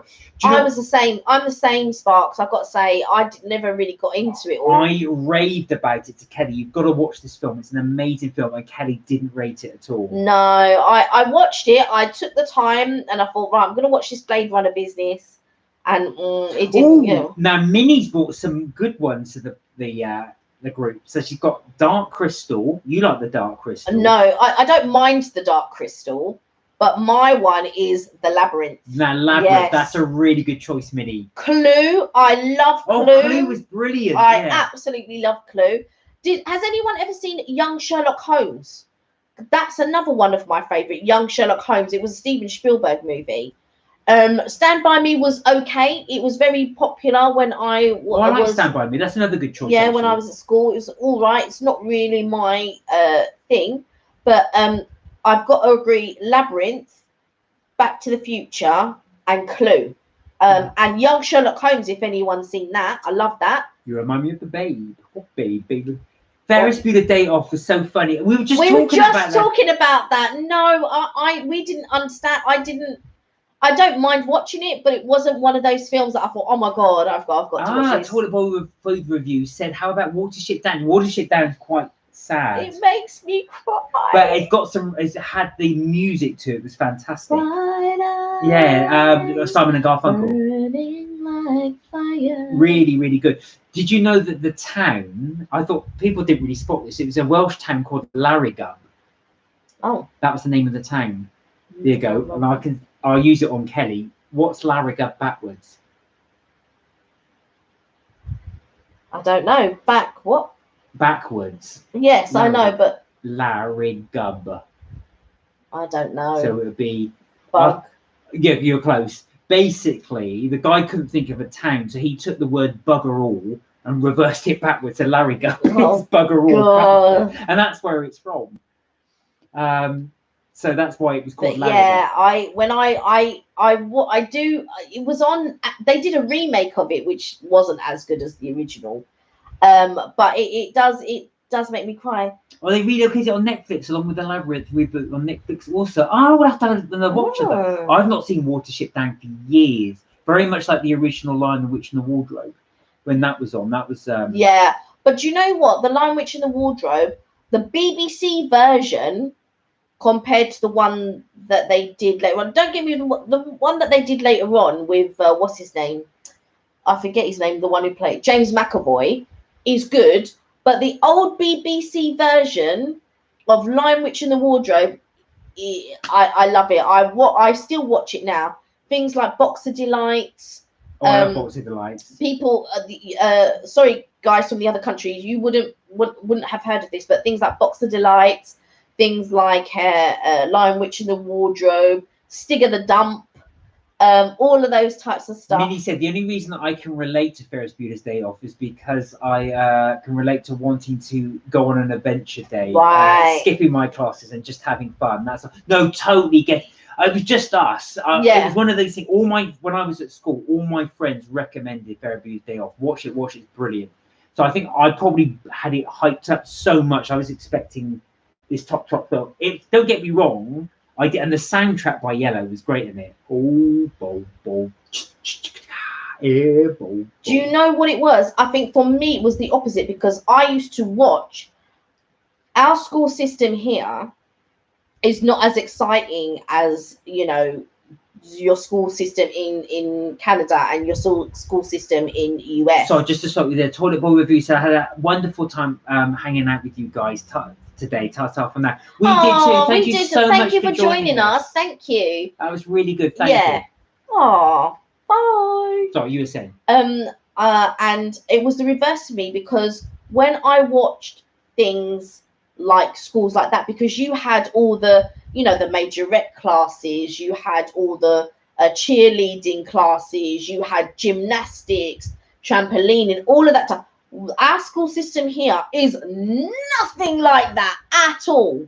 So to watch those types of things, I wanted to be in your school system, not take a day off and go and have fun, because to me, your school system seemed really fun.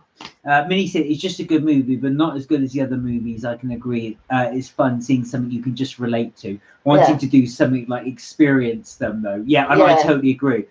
Spark said, I quite like Aliens. Have you watched it before? Aliens is a fantastic film. Yeah, it's not my type thing, no. Kelly doesn't know what she's talking about. Aliens is amazing. Have you seen Sparks, did you watch the later ones, Prometheus and the second one to that? I've forgotten what it was called now. Those ones as well. But yeah, I loved Aliens. Such a good movie.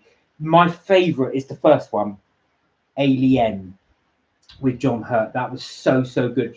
He made that on a shoestring budget. So a lot of the stuff actually, the director actually did himself, without dropping everything on the floor. He actually did himself. So the egg bursting scene, all of that, he actually managed to create the special effects as well.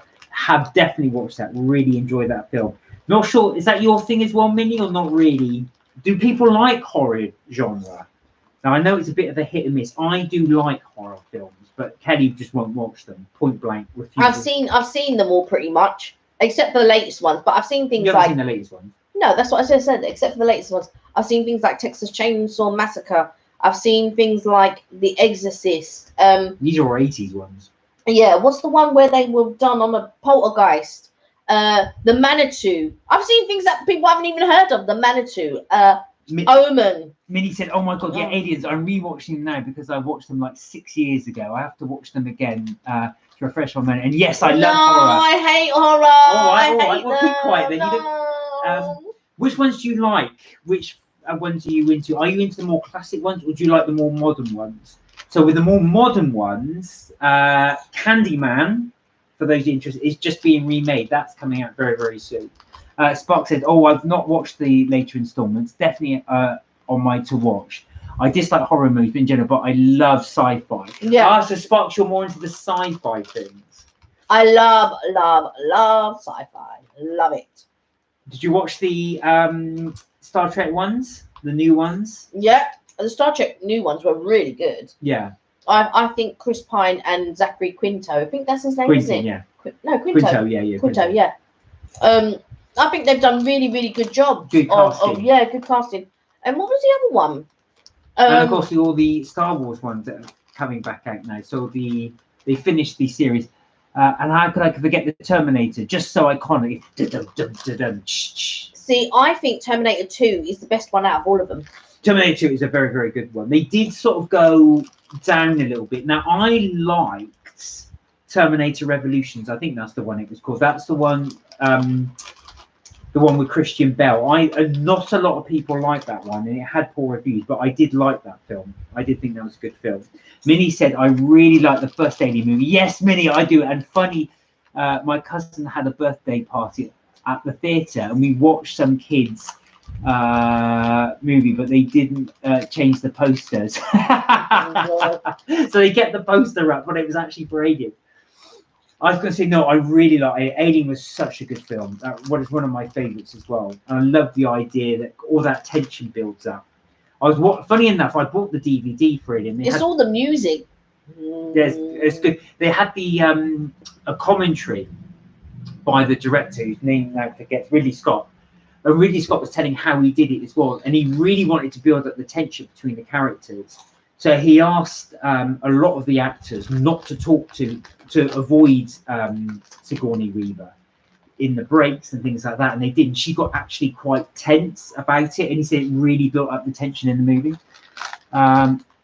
Morning, so Minnie says good morning, but the posters didn't match the movie. We were watching at the end of the movie, and we walked out of the theatre, and people were looking at the other older people. Spock said, "Well, not movies, but I love the original Star Trek series." So okay. Do watch the films though; they are quite good. Yeah, I really enjoyed them. I've got to say. Watch one and see if you like it. It'll tell you if you do or not. Minnie said like crazy because we walked out and the Alien poster was there for the theatre we were in, so it really was funny. That I can imagine actually being really good. Yeah, that is a really good anecdote. It is actually. That's quite funny. I've not had that before actually when I've gone to a movie and it's been a different thing. I have had I've heard people storm out, but not for wrong film. Yeah, where were we? And someone walked out the film. Oh, I've had that a couple of. It's really annoying when people make a noise when they storm out. I said, "If you don't want it, just go." We were somewhere and people started walking out of the cinema, and I was just like, "Oh my god!" I've had that several times before. I've watched in different movies. When I was watching the Lord of the Rings ones, I think some people did walk out of that purely because I think they didn't anticipate it being as long as it was.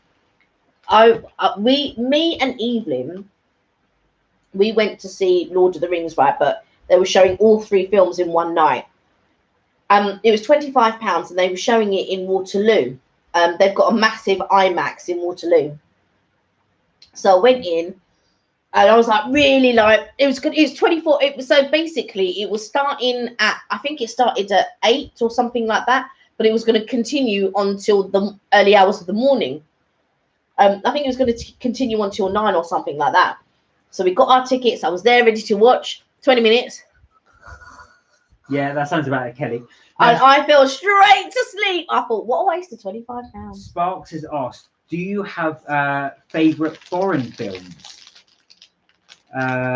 Lord of the Rings, and Sam says Lord of the Rings, best soundtrack ever. Yeah. Do you know what? I love the thing. That music is just fantastic. I love the Hobbit part as well. Minnie said, "Oh my god, that happened to me before a group of people stormed out.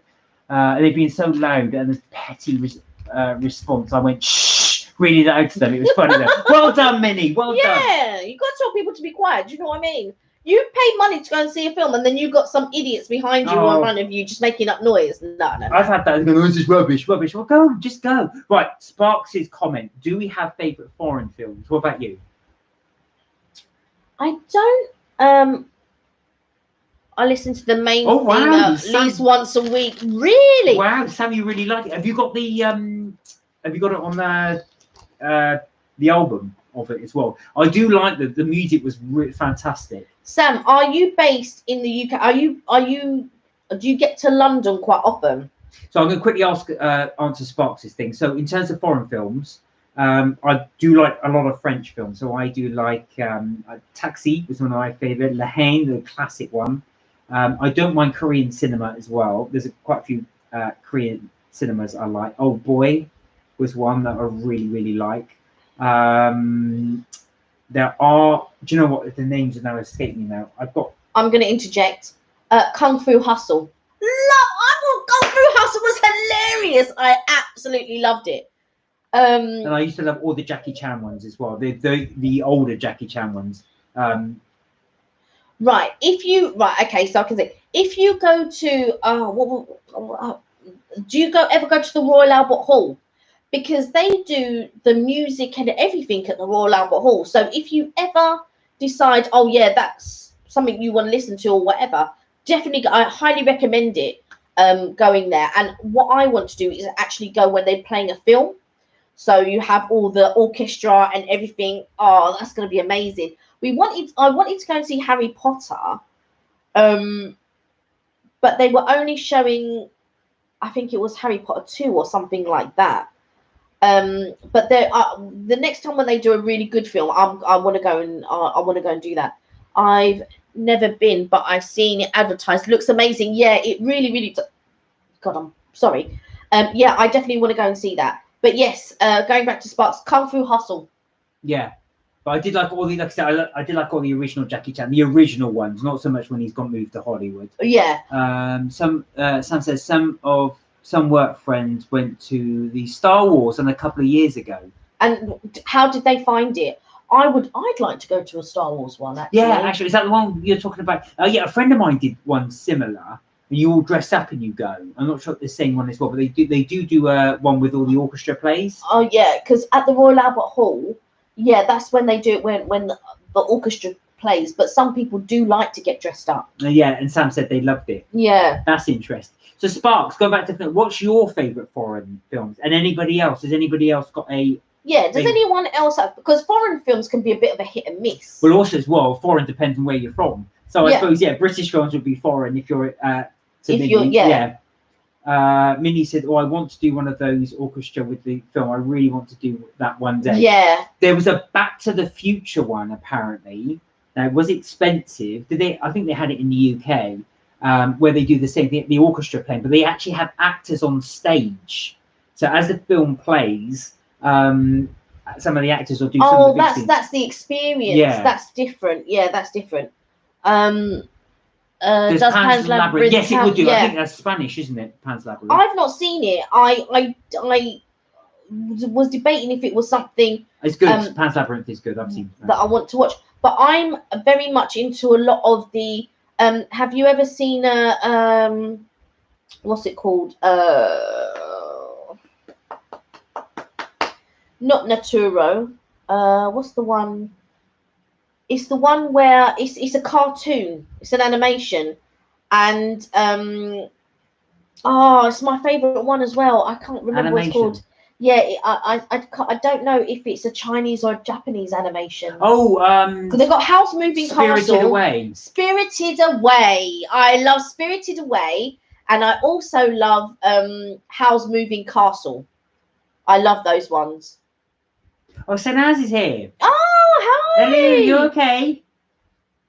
You also requested because I watched. We thought of you and Sparks. Yep, you and Sparks, and you also requested the Indian cuisine, and I went on and I said, right, we're doing this and we're going, and we did one dishoom.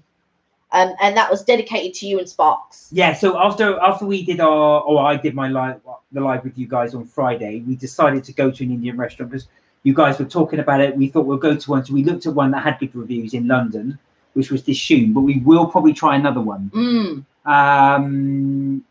Oh yeah, and Spark said probably I haven't seen Parasite yet. I know it won all the Oscars. Oh. That is on my to watch list. I do want to watch that. Do you recommend it? That's a Korean film.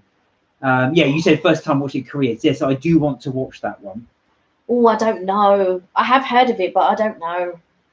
Yeah, we're good, thank you. How are you doing? Is it all well? You good? Oh yeah, Sam said Parasite is good too. I've not watched it. I've been meaning to watch it for ages because it won the Oscar. What did you say? Oh, Annie. I love anime. Sorry, I love Studio. What's that? I can't read that. Ghibli. The Spirited Away and all of that. I love their work. Yeah. Well, of course, you're into animation, aren't you? So this would be right. You'll see. Spark said my favorite anime movie is Kids Delivery Service. It's so Kiki's cute. Delivery Service. Sorry, my eyes. Sorry. I don't know that one, but I haven't. I believe I might know it, as in I've seen just the picture of it. Even said that was one long night with Kelly sleeping. Yeah, I was like. And they served hot chocolate in the intermissions and things like that. They served hot drinks. But yeah. Do you have to try coconut chana dal? Oh, okay. We tried. They didn't have it actually at that one particular restaurant. This one was actually based upon Bombay cuisine. Yeah, it was based on Bombay street food.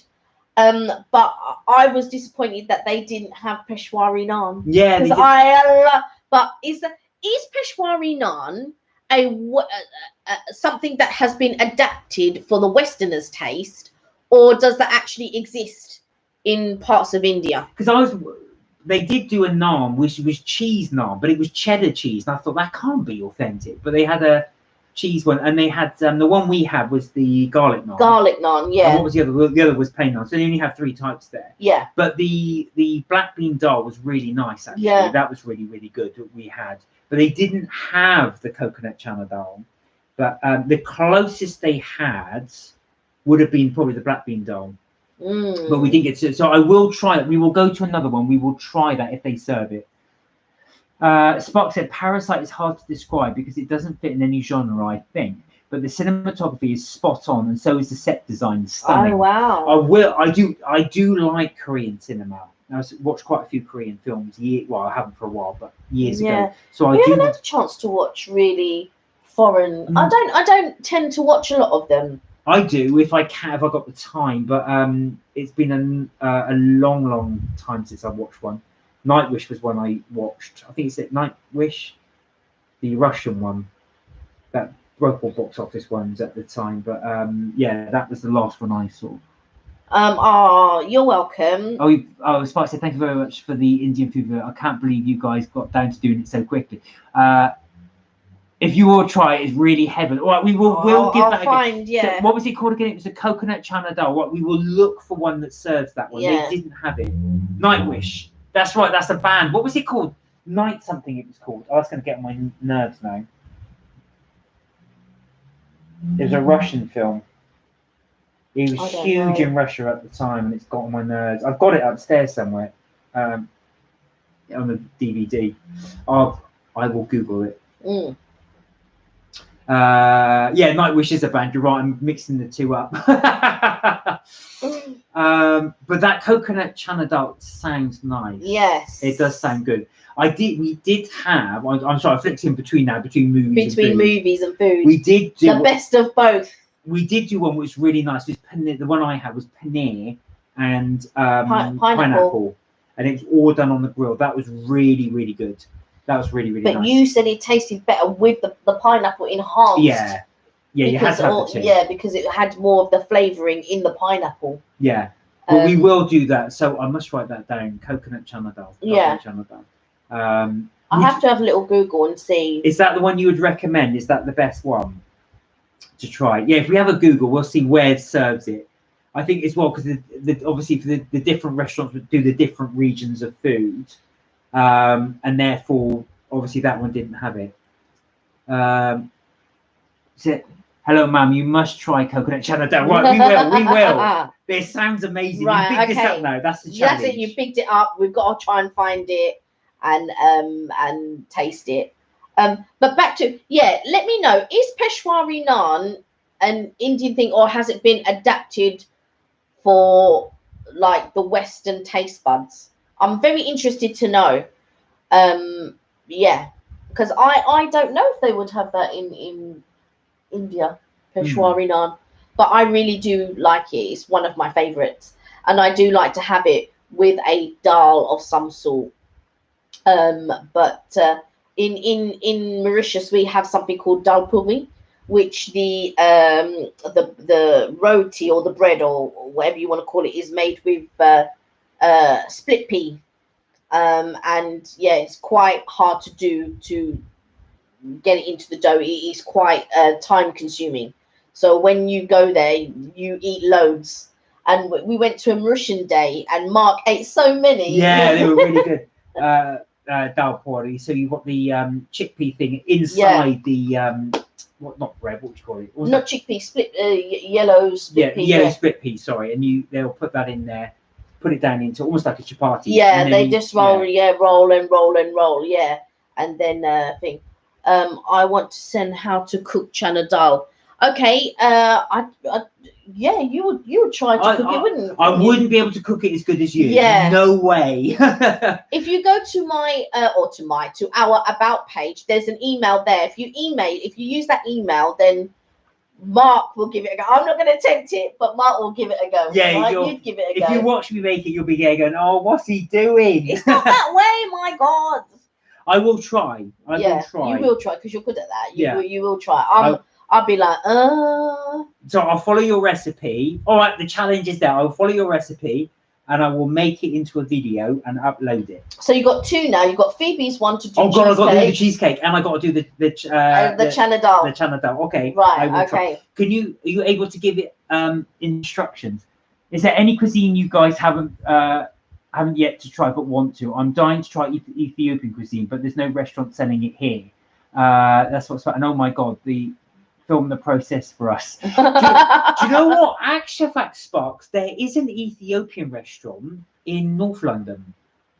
Do you know what? They're becoming popular. Ethiopian food. There's one over here in London. There's one called the Blue Nile, which I don't know if it's still there. This is years ago. There used to be one in Holloway Road in North London. I don't know if it still exists. There is one in Central though. There's a few in Central, yeah. There's quite a few. A Nigerian friend as well always points out the best Nigerian restaurants in. There's quite a few in London. So in terms of, so back to your question, is there any type of food I'd like to try, but haven't had the chance to? Do you know what I would like to try? There is a I forget now. I've only been to it once, but I would like to go to a Korean restaurant. Okay. I've only been to one, but it was a long time ago, and I never got to try. It was just a dish that somebody had ordered, which we all got to try the same dish. But I would like to try several dishes. Okay. I would like to, yeah. And I don't know. Do you know what it is? Because I'm more of a Chinese person. Because in Mauritius, there's a big Chinese community.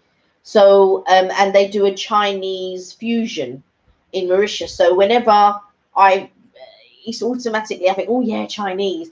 I love Indian and I love Chinese. So. But what ones haven't the question? Yeah, the question is, what ones haven't you tried? Do you know, for me, I've never tried South American food, so I've tried from various regions, but also going back to your point with Chinese and Indian food, is I've tried certain regions, but I haven't tried other regions. Yeah, other regions I haven't tried, and I love Thai food. Mark's not so much. No, I don't like Thai food. But I've tried some Jamaican dishes. But I'm not really a lover of plantain and things like that. It doesn't agree with me. So I would like to try other dishes. So Spark said comfort food. Korean food is her comfort food. Wow. There you go. Oh, right. It's probably what you cook the most often. Wow. Okay. I'm going to try and find one. Find a restaurant and have a look. So going back, sorry, the coconut chana dal. How long does that take to cook? Would I need to cook that over several minutes, hours? Is it taken? Do you have to really let it boil down? It does sound nice. I do like coconut and I do like dal, so a combination of the two. And you said it's got lots of veg in it and it's heaven. So I'll take your word on that one. That does sound really, really good. I'll have to Google it actually to see if I can see what ingredients that you need. What's your favourite Sparks then Korean food? If for us two that have never tried it, and we'll say Kelly and I went to a restaurant, what would you recommend? So if we were complete beginners, which we are, and you were going to go in and say, what would you go for? I'm going to give you various dishes that I like. Pork, I like beef, lamb, but I'm not too, trying all the pig's feet and pig's ears and things like that. I'm not that type of person. Chicken's foot, yeah. But Mark, you're more pescatarian. Yeah. So Mark's pescatarian and vegetarian. So chana dal takes 20 minutes. That's fine. Well, God, yeah, that is very good, yeah. All right. I shall have a go at that. You'll probably be laughing at me when I make it because you go, "What is he doing? What are you doing?" But I will try. I will try it, and then you can tell me actually. So I'll video it. You can tell me how I get on, and then when we do a live, when we post it, I'll let you guys know, and then you can then tell me in the live where. Do you have a channel? Do you have a channel? Do you, because you've got Loves to Cook? So I'm wondering, do you yourself have a channel? And if you do have a channel, have you done it on your channel? And then could we follow it? If not, don't worry. I shall Google it and try. Yeah. Because that would be quite interesting. You would be good to follow a video. Yeah. And I would. Do you know what? I'd really love to go to a good Mauritian restaurant here. I haven't been to a good Mauritian restaurant here in the UK. Right. So Spark said, do you guys prefer soup dishes or more hearty stuff like noodles? I love noodles. Yeah, same here. So I wouldn't rule out soup, but my preference would be noodles. Noodles, and I also like rice. You're not so much. I don't mind rice. You don't mind it, but I prefer noodles. Yeah, I if I had to choose, I do prefer noodles over rice. And I do like ramen. But my family will way prefer rice. They'll be like, "What? I prefer rice." I'm a noodles girl. But yeah, I love. Yeah, I don't know. I love food. It doesn't love me, but I really do love food. And I'm just trying to think. What is your absolute favorite dish? What from anything? Pizza. Oh yes, pizza. Pizza. I would have to say. Oh, I don't know. You know what? I love a good roast. Yeah, you do. I really do love a good roast. So, do you try Sultani Hawa? Hawa. Is that what's Hawa? That rings a bell. Is that a sweet? I'm gonna get my thingy. 1 second. He's gonna go and run off and get his tablet. You can also bring the friends book if you want to, and a butterbeer to show them what butterbeer looks like. I highly recommend Korean black bean noodles. Oh, really? It originally came from China, but the Korean version is very different from the Chinese one. Okay. Yeah, Korean black bean noodles. Ooh. Sounds really good. I really enjoy noodles, especially, if they're cooked well. I prefer the thinner one to I prefer the thinner one rather than the udon. But I don't mind udon noodles as well. But I just prefer the thinner ones. I think with udon noodles, it fills me up just that bit more than the thinner one. That's why I think I prefer the thinner one. But also, I think, like if you have a dish that's got so much meat in it, it's almost like when you have udon noodles, it's like so much noodle. So yeah, I prefer the thinner noodles. Mark is looking up on his tablet now because he's really interested. Yeah, black bean noodles. Oh, it sounds delicious. My favorite. I love Chinese. That's my favorite cuisine. I think. 500 years back, this food king, men Sultan they like. Oh, okay. So actually, I'm having a look here. I'm just going back to what you were putting before. Coconut. Oh, coconut chana dal. I'm just trying to think what my favorite. I love Chinese. And if I in Mauritius, I love the, rather than the main dishes that they do, I really love the snacks that they do. So gâteau brésil, which is like a fried fritter aubergine, and samosas, jipin frire, which is also like a fried bread fritter. All things like that. I really enjoy those things. So when I come across a really good samosa, like at Dishoom, I just think, oh God, this is so beautiful. And I also love noodles. But I like things like, but I also love rice. But I love fried rice rather than plain boiled rice. I'm not a plain boiled rice person. But my family will tell, yeah, but when you cook the whatever it is, you put that on top of the rice and that flavors the rice. But that's still not a thing for me. I prefer fried rice. Samosas are so good. Absolutely a weakness. I know. But I also love, my mum's friends came round and we made spring rolls. Oh my, when you think you like spring rolls, but until you've had them made from scratch, you don't know spring rolls. When you've had spring rolls made from scratch, yes, they're delicious. Spark said you like crab as well, but she said you're allergic to crabs. You've got to be. Oh, no. Samosas are so good. Yeah. Absolutely a weakness. Right, I found a recipe for chana dal. So if this is the same one, by a cook called Sanjeev Kapoor. So I might give this one a go. It looks quite straightforward. Ooh. So you need spit Bengal gram, which is chana dal, soaked for 4 hours. Right. Then you scrape fresh coconut, right. 2 tablespoons, salt, oil, dried red chilies, split skinless black gram, mustard seeds. What's that? Oh God, I don't even know. Something called hing and curry leaves. Right. Spark said, my grandmother makes spring rolls from scratch too. They're so delicious, but only once a year for Lunar New Year because they're too labour intensive. They are. Yeah, they are. They really are. When my mum's friend came, she comes from the Philippines, and we made it. I came home halfway through. I came home from work halfway through, and I missed all how they mixed it and everything else, and I just was helping them roll it, filling it and rolling it. But it was so delicious. Right. I'm going to search your channel. Search my channel, yeah. That's what I'm doing right now. Go on, carry on. Yeah, because that's what I was wondering if you had a channel. So he's going to search your channel. We'll follow you as well.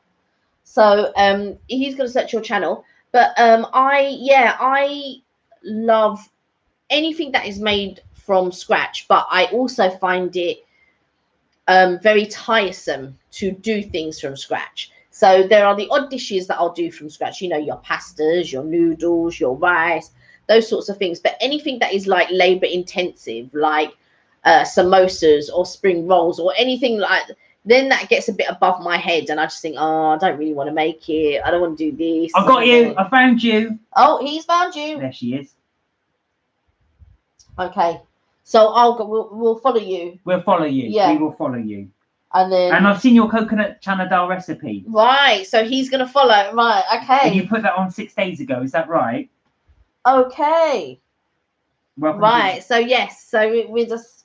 I'm getting excited. Today's recipe: coconut chana dal. Right. It looks amazing. Yeah. It looks very different to the one that he just saw. Yeah. Actually, in fact, yours is better. Obviously, yours is better. So, all right, I've got it. I've got it. And okay. I will give that a go. Good. So, if anybody wants to follow, I don't know, SAHENAAZ.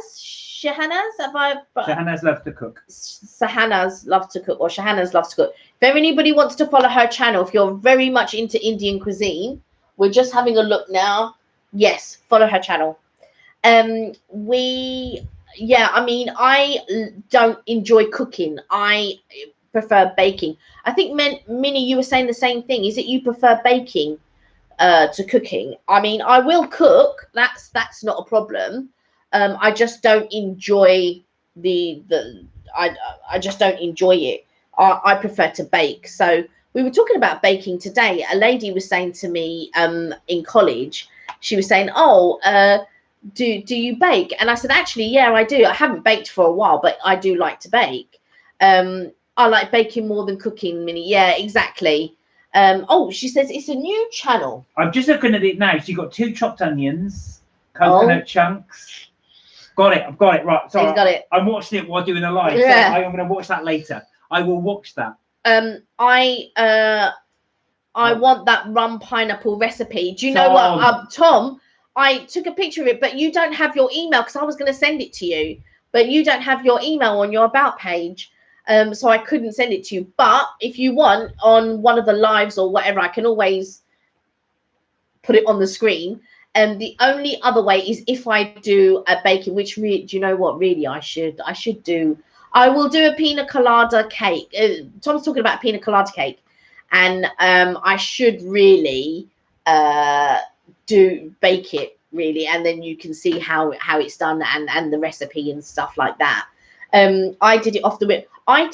People ask me to bake a cake, and then I tend to think about, well, what cake shall I bake? And I sometimes like to do something completely different, and I never try it. So like the last time I did a cake, I did a pineapple upside down cake, and then I had done a chocolate cake that had gone slightly wrong. So I just thought, you know what? I'm just going to put the chocolate cake on top and then drizzle it in chocolate. So I did the pineapple upside down cake. And then I popped a chocolate cake on top and then drizzled the whole thing in chocolate and then covered it in flowers. But like they said, it was really delicious. Everybody really enjoyed it. I didn't get a piece of it. It was for someone's birthday. But yeah, I'd like to make something like that again. We had a few. What do we? Well, I moved the mouse away. I feel like I don't have the confidence to bake. This is what Sparks is saying. But when I cook, I can play by ear and add things along the way, which is the best how way. I cook. Talk of the Tom said I can send you my email to you on Insta or TikTok. Send it on YouTube. You'll see my email on my about page. So send me your email and then I will send you the recipe. Definitely. And on your channel, paneer tikka is different and it's veg. Okay. Do you know what? I'm going to watch a few more of your recipe. I've found your channel now. Yes. So I'll be watching a few of those. I want to learn how to bake. Though. It's my pipe dream to go to culinary school. Oh, really? Oh, you want to be a pastry chef? I'm so intrigued by professional chefs and pastry chefs. Wow. Well, I think it'll be really good. Yeah, I do. Mark and I, we always watch Bake Off. And we also love Bake Off the Professionals, which is on tonight, by the way. But there's a few episodes that we need to catch up on. But inevitably, I'm so tired. I'll always fall asleep towards the end. I have to rewind it. But yeah, I love watching. I'm not really so good with the pastry stuff. So I tend to steer clear of the pastry stuff. I'm more cake baking. And you like bread, don't you? But we don't tend to bake a lot of bread because for me, I just feel it's all a hassle of the proofing of the this and the proofing of the that and the rolling of the this and the rolling of the that. So I tend to steer clear of those types of recipes, but I'm pure cake. So anything like mixing cakes in a certain way to make them light and fluffy, or creaming this together, or creaming that together, that's the sort of thing I'm more interested in. But yeah, pineapple upside down cake. What's the other favorite? The cherry almond cake is a favorite in the family as well. I promised my cousin that I would bake him one, and I will do that. Spark said, "Oh, bread reminds me of my childhood because Mum used to bake them a lot." There's nothing like the smell of baking bread in the house. So true. So good. And when you wait that as well, I defy anybody, even if you've eaten that smell of baking bread, that and chips. When you smell that cooking, that's the thing that makes you want to eat. Chips with a vinegar and salt and vinegar. Oh my god. Or fries, depending where you're from. Yeah. Oh, the smell is divine. It's, sometimes where I used to work before, the guy on security sometimes he'd have fish and chips, and you'd walk in and you would smell that vinegar, that salt and vinegar, and you'd think, even though you've just eaten lunch, you just think, why didn't I get fish and chips? Is there any food that makes you guys instantly hungry, no matter what it is, whether it be the bread, whether it be fries, chips? Some people are like that with bacon, depending on what you like to eat. I don't eat bacon. I love bacon. So that smell that you get, is there anything that makes you think, barbecue. Oh, barbecue, yes. That smell of barbecue. Barbecue. If I smell barbecue, instantly, I want to do a barbecue. Yeah, true? There is that. When we went to America, because it's hot, there's always barbecue smells going on, and that just makes me feel. But it also makes you feel like you're on holiday. Spark said, when I was hard on my diet, I ate one chip because the package said that was 10 calories. Oh, no. Spark, so you do that to yourself. Oh, you make brownies. Oh, you make brownies on your video? No, I haven't. No, because we've only just found your channel. We only just realised you did a channel. So I will have a good look at your channel. I'll skip through the videos and think, this one I'd like to try, that one I'd like to try. Because brownies is one thing I haven't made yet. But I also like blondies. Blondies is, one girl made blondies at work one time, and they were so good. And then Starbucks have got their blondie, which is raspberry and white chocolate blondie. Oh, it's so good. I want to try to make it. But the thing about raspberries, the little seeds get stuck in the teeth. So I think if I was to do it, I would like to do it in such a way that I take out all the seeds or blend in the seeds, one of the two. Chips, pizza, barbecue. Yeah, that's right. And I like desserts too. But yes, love smelling food. Yeah. SAHENAAZ loves me hungry just for me, you see. So there you are. A plug out. Have a watch SAHENAAZ Loves to Cook video. Have a look there. Sizzling with vanilla ice cream. I love. Yeah. I love.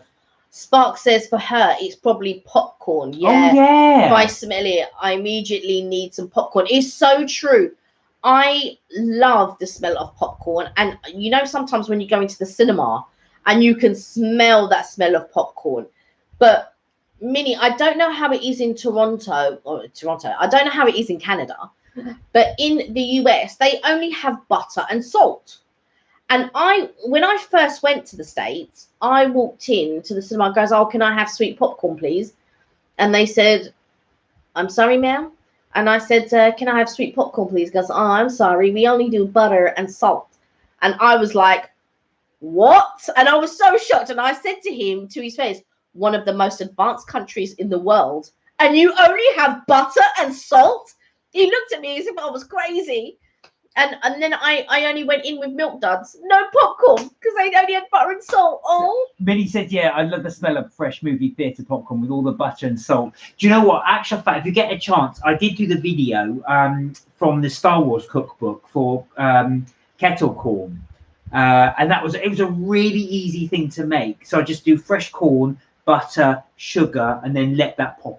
It took minutes to make, but it was a really good recipe. The smell of, do you know what my favorite is?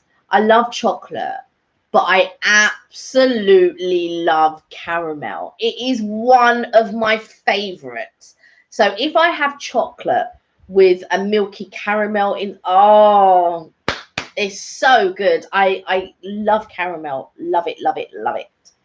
SAHENAAZ says she also makes brownies with sizzling also. Is that sizzling with the ice cream, vanilla ice cream? I prefer sweet popcorn to the salty one too, yes. But I also recently, in the last year or two, found that I like sweet salt popcorn. So with the mixture of the two. Here we have a stand that does like caramel, sweet popcorn, but you have to get it from different stands than the normal stand. Yeah. The stand also has Starbucks and ice cream too. Yeah. Do you know what? Actually, if you watch the other, I'm plugging all my videos now, but we did there's another one we've got to do. My brother sent from the United States Twix popcorn. Oh, yes. And we also had the Snickers popcorn, and that was amazing. It is like eating a Snickers chocolate bar. The only thing I found with the Snickers one, which I found very strange, I loved the chocolate, the toffee, and the nuts part, but the popcorn part was so plain, and it messed with me a little bit. Well, I think that was the idea with it, because you got all that chocolate and nuts. You need if that was sweet as well, it'd be an absolute overkill. Yeah, not that, but I was expecting the popcorn to be flavored, flavored with some type of caramel or whatever to coincide with the Snickers. The other one my brother sent me was the was amazing. It was so good. I'm gonna have to, if you are watching this, please send me another one. It's the strawberry it was strawberry smoothie flavor. It was so good. Strawberry smoothie. Oh, popcorn, right. Spark said salted caramel chocolate, salted caramel brownies. I need one now. We're making you hungry. You're gonna get the midnight munchies. So what does Minnie say? And it's here in Toronto for the movie. Do you know what? When we were in Vegas, there was a popcorn. We stayed at Excalibur, and in the food court in Excalibur, they actually had a popcorn stand. Oh yeah. That did caramel and different flavors. But when we didn't go to the movies in Vegas, but when we've been to the movies in the States in general, they've never had a different stand or anything like that. But now I know, because I think did they have Butterkist over there? I think they did. Yeah, but they you did. have to buy it in the shops. Yeah, you have to buy it in the shops. Yeah, I mean, I would. That's what I would do next time. Would be buy it in a separate shop, and then go to the movie. So SAHENAAZ says, you also know how to make tandoori chicken within 35 minutes. Make an oven that's on your video. Ah, okay. Minnie said, but not all the theatres have it in the stands, and are trying to bring them all of the theatres here in Toronto. Right. But until they do, it depends on the size of the theatre. Right. Do you know what? Actual fact, you notice that it's the same in the UK. You kind of get two varieties, which is sweet and salt. So if you don't, the only other way to do it is to smuggle it in. Yeah. Really. But two stands would be in all theatres here. One thing I was really impressed at when we went to the United States is actually that you can get pizzas and stuff in the theatres, which you can't here. Well, not that I've seen. You probably can in some ones in central London. Spock says, you can't eat in the movie theatres. Okay. Oh, because of COVID. Yeah, that makes sense. Sorry, soon not to. Right, okay. No, that's a shame. You can't eat at all. Or I suppose you can't, because you've got to have your mask on. Do you know what? We haven't been to the cinema at all, so I don't know what the rules are at the moment.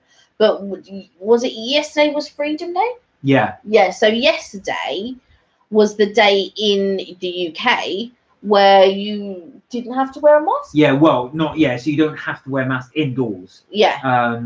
So prior to that, you had to wear one indoors, but you didn't have to outdoors. I'm not sure I'd be comfortable going to the cinema sitting next to somebody without a mask. I think at the moment, no. I don't think I'm quite comfortable with that sort of thing yet. Yeah. But sooner or later, you're just going to have to. Spark said we have a lot of restrictions at the moment, like no music in eating establishments. Oh, wow. Okay.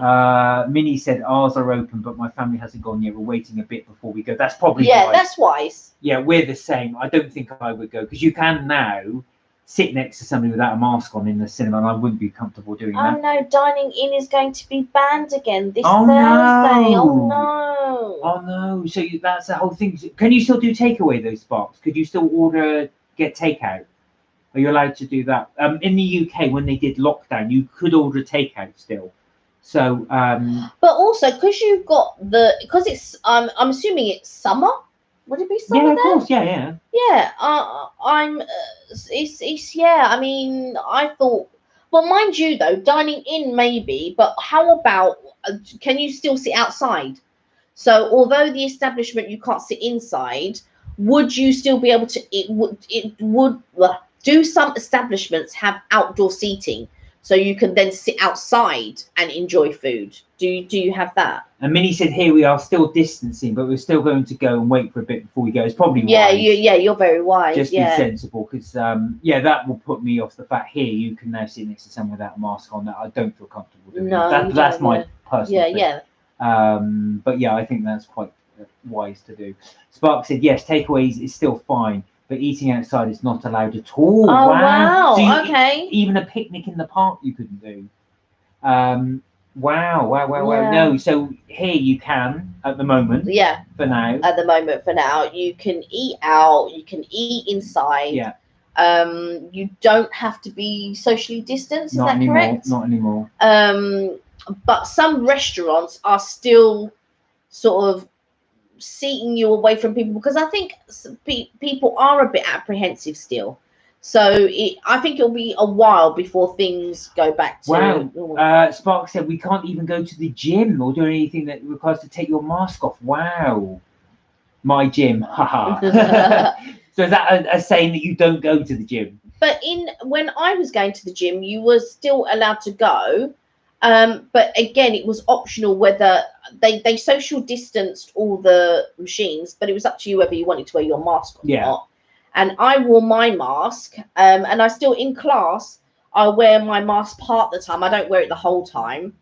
But it is difficult when you're out and to know what the best thing is, because like sometimes, yeah, I'll have my mask on, but when it is something like 30 degrees outside, that's difficult. It's very difficult, because I was so hot I was sweating in the class. So it's difficult. It is difficult because COVID's here forever. So we now have to find a way to live with the whole situation. So Minnie said, gyms are open here, but it's a small capacity and they distance all of the equipment, and the classes just started as it's distance and a small capacity and book times at the moment, which makes sense. Yeah, so and SAHENAAZ says, loves to cook, said, good night, see you in the next video. But see you in the next video. We will watch your videos. We're looking forward to watch your videos. And we'll talk about it on Friday. Yes. So if you can join us on Friday, we'll see you on Friday. Take care. Oh, Vima, hello. Vima, hi. How was Cosmos? Did you enjoy? Did you enjoy, and what did you eat?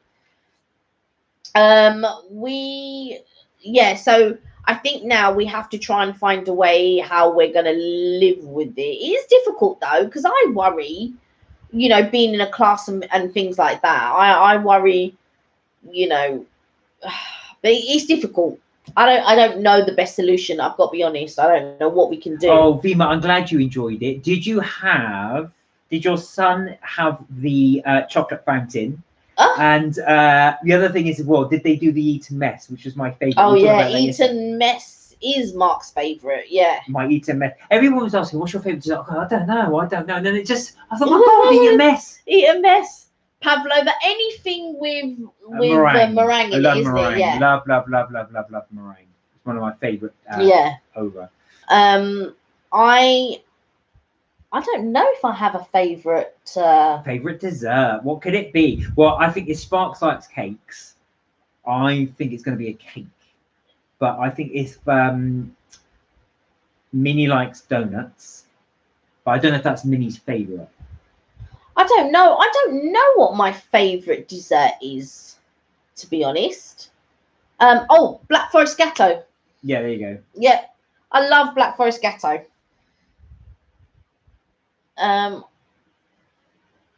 You tried all. Is it all the specials, which is chicken? Yeah, and your brother likes Black Forest Gâteau as well. Yeah. I don't know if it's his favorite, but I know he definitely. It is his favorite. Oh, is it his favorite as well? Black Forest Gâteau. I'm pretty sure it is. My son had it 3 times with chocolate. Do you know what? Good. I'm glad he enjoyed it. Yeah, I mean, if you can't enjoy, then when can you enjoy?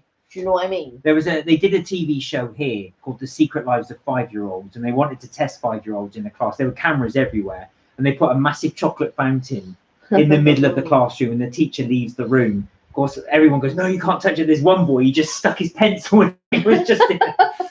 Spock said, "Having to choose a favourite dessert should be illegal. That's way too difficult." Well, you don't have to pick one, Sparks. Like I said, if you go to a buffet, you can have as many as you like. And that's why we said, because Cosmos is a buffet, which Vima went to. It is, but for a lot of buffets, and I've said this before, I always get disappointed with the dessert station because inevitably it looks wonderful but tastes the opposite. Me and my bestie Evelyn, and it's very much the same. But I have to say, there's been a couple that I've been to, and I've said this before. Wicked Spoon in Las Vegas, their desserts is just really good.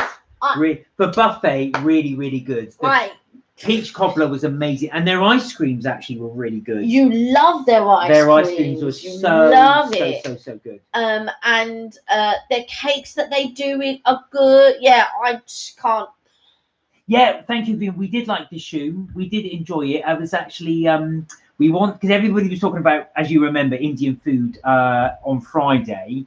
I said to Kelly, right, let's go to an Indian restaurant and review one. So that's why we just picked up the shoe. You Googled the. I did a little bit of research, and what I like to do is pick a chain that if people are in different parts of the country, they can also go and try it. So Dishoom is relatively new, and they have several different restaurants.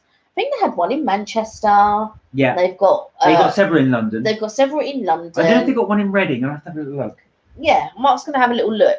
But that's the reason why I chose that specific one, because although it is based on Bombay street food, but also if people see the video and they like it, they can also go and try one if they live near one, or if they can get to one easily. So that was the thinking behind the Dishoom. But we're going to try we were talking about other cuisines as well, weren't we? Mark's just having a look. So London. There's quite a few in London. Yeah, there's a few, but you have to go to the website, I think. And then see. And when you go to the website, it will tell you all the locations to go and visit. But yeah, Dishoom is relatively new to the market. The sunset seems to be nice outside your window. Yeah, it's coming through now. It's getting dark. Do you know what it is? There's a house opposite, and the glare. So basically, the sun is over there. It's hitting the window over there, and sort of on us. So we can try it before going to have. Isn't it? So yeah. So basically, so watch our video. If there's anything that you see that you like, then you can go and pick. But no, they haven't. Birmingham, Edinburgh, Manchester. No, not in Reading. No. Oh, they don't have one in Reading. No, so they're mainly sort of London, Kensington, Shoreditch, King's Cross, Carnaby Street, Covent Garden, and they've got one in Manchester, Edinburgh, and Birmingham. Yeah. So London is your nearest one. Yeah. But yeah, they also do. We didn't notice that breakfast. Yes, they do. But I'm going to turn the light on. So Mark's going to turn the light on.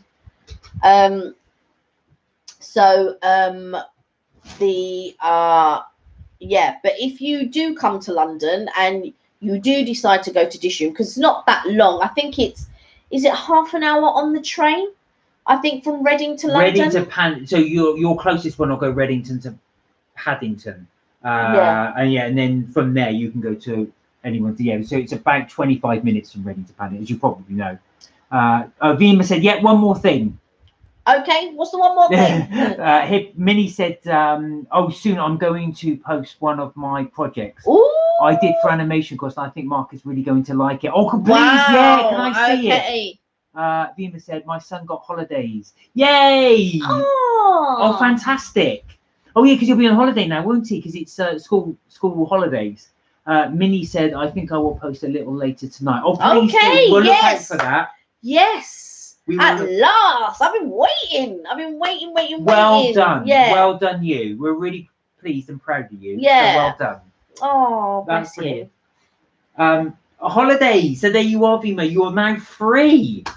You guys can go out and do things together. That'd be really nice. Are you planning any holidays, like staycations or anything like that? Or are you going to do stuff around Reading? Or let us know if you're coming up to London. We can really recommend some stuff, actually. Yeah, we can do, actually. But what I don't think we've got anything planned coming up, have we? Really? No, we'll do so. So if you guys have got some recommendations, some videos you'd like us to do, if there's something that pops to mind and I think it's viable, I'll be like, yeah, all right, let's. Yes, definitely check out Minnie's channel later once she uploads it. That'll be quite good. Yeah, we'll post that as well. Yes, Minnie does. Well, she's going to. I hope he has fun during his holidays. Please post it here. Yes, do Minnie. Yeah. I think Toilet Bowl was saying that you couldn't drop the link, but see if you can drop the link because I don't know. Toilet Bowl. Yeah. Toilet Bowl. I think it's Toilet Bowl food review. That's why I said Toilet Bowl. Food review. Yeah, Toilet Bowl food review. He's a serious food blogger. Yes. But I'm gonna definitely check out his brother's channel. Once we finish this, I'm gonna check out his brother's channel. SAHENAAZ's channel as well. Yeah. On there, I'll give that a view. There we are. There we have it. Wow, we've been going for 2 hours and 20 minutes. I'll give it a try. Hold on, and I'll let you know. Right? Okay. Yeah, try that. We'll stay on the line. We'll see if that's gonna work. He is a free man this Thursday. Oh, you're going to Cardiff. Oh, wow. Well, Tom, actually, Tom's just been on. He's got a channel. Yeah, and he's from Cardiff. So yeah, he'll It's quite sunny up there as well at the 32 moment. degrees. Yeah, so you'll definitely have the weather up there. That's nice. There's the link. I don't know if it would. There's the link. I don't know if it would work. Okay, it's not come up. I think Toilet Bowl said his Toilet Bowl. What was it? Toilet Bowl food review. That's review. Food review. Food review. It's the food review that I keep forgetting to say. Toilet Bowl food review said he couldn't drop it in. That would be my first video. Yeah, I know. Can we perhaps link it somehow? Is there a way we could do it? The only way that I could do it is link it in the description.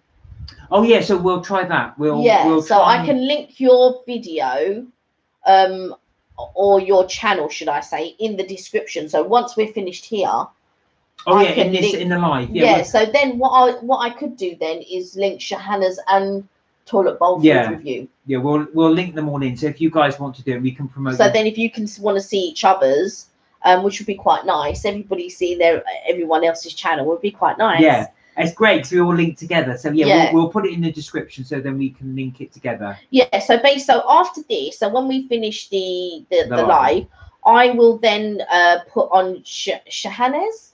I hope I'm pronouncing her name correct. I think it is. I hope. SAHENAAZ. Do you know what? I hope she says in her video how she pronounces her name because then I can pronounce it. And then I'll put Minis and I'll put Toilet Bowl food review. And his brother's one. Yeah, I'll pop that in as well. And didn't he say he is his girlfriend as well?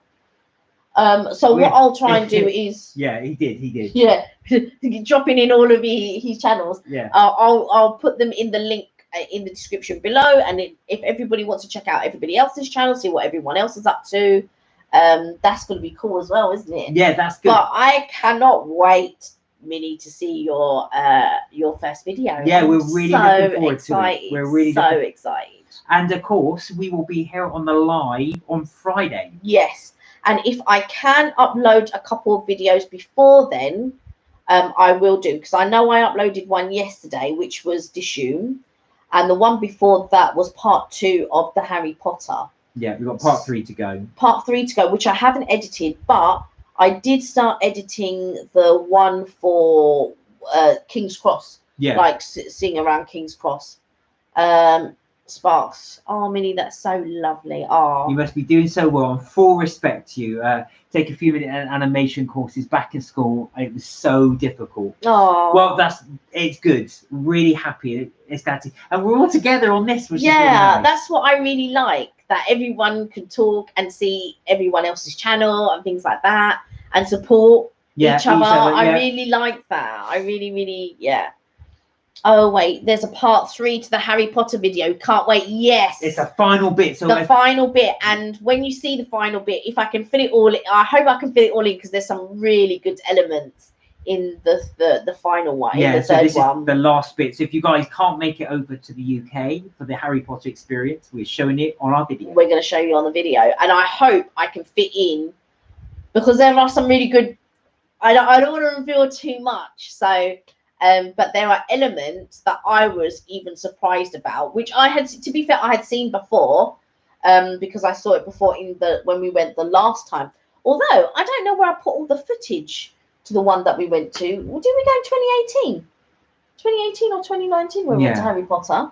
Yeah, and I don't know where I put that footage. So I'm glad we went again so that I can do that. Lovely. Wow, that's great. Lovely to see the project waiting. Ah. We'll have to see. We'll have to send another mug. Oh, yes. Yes. Whoever's interested. Well, yeah, go on ahead. I'm happy to do. So, if anybody's interested, do you want to go grab them? Yeah, I'll grab one. We printed off some. So, Mark's going to go and grab some. Oh, here he goes. You did it a while ago. We did it a while ago. So, if anybody would like one, we will be happy to send you one.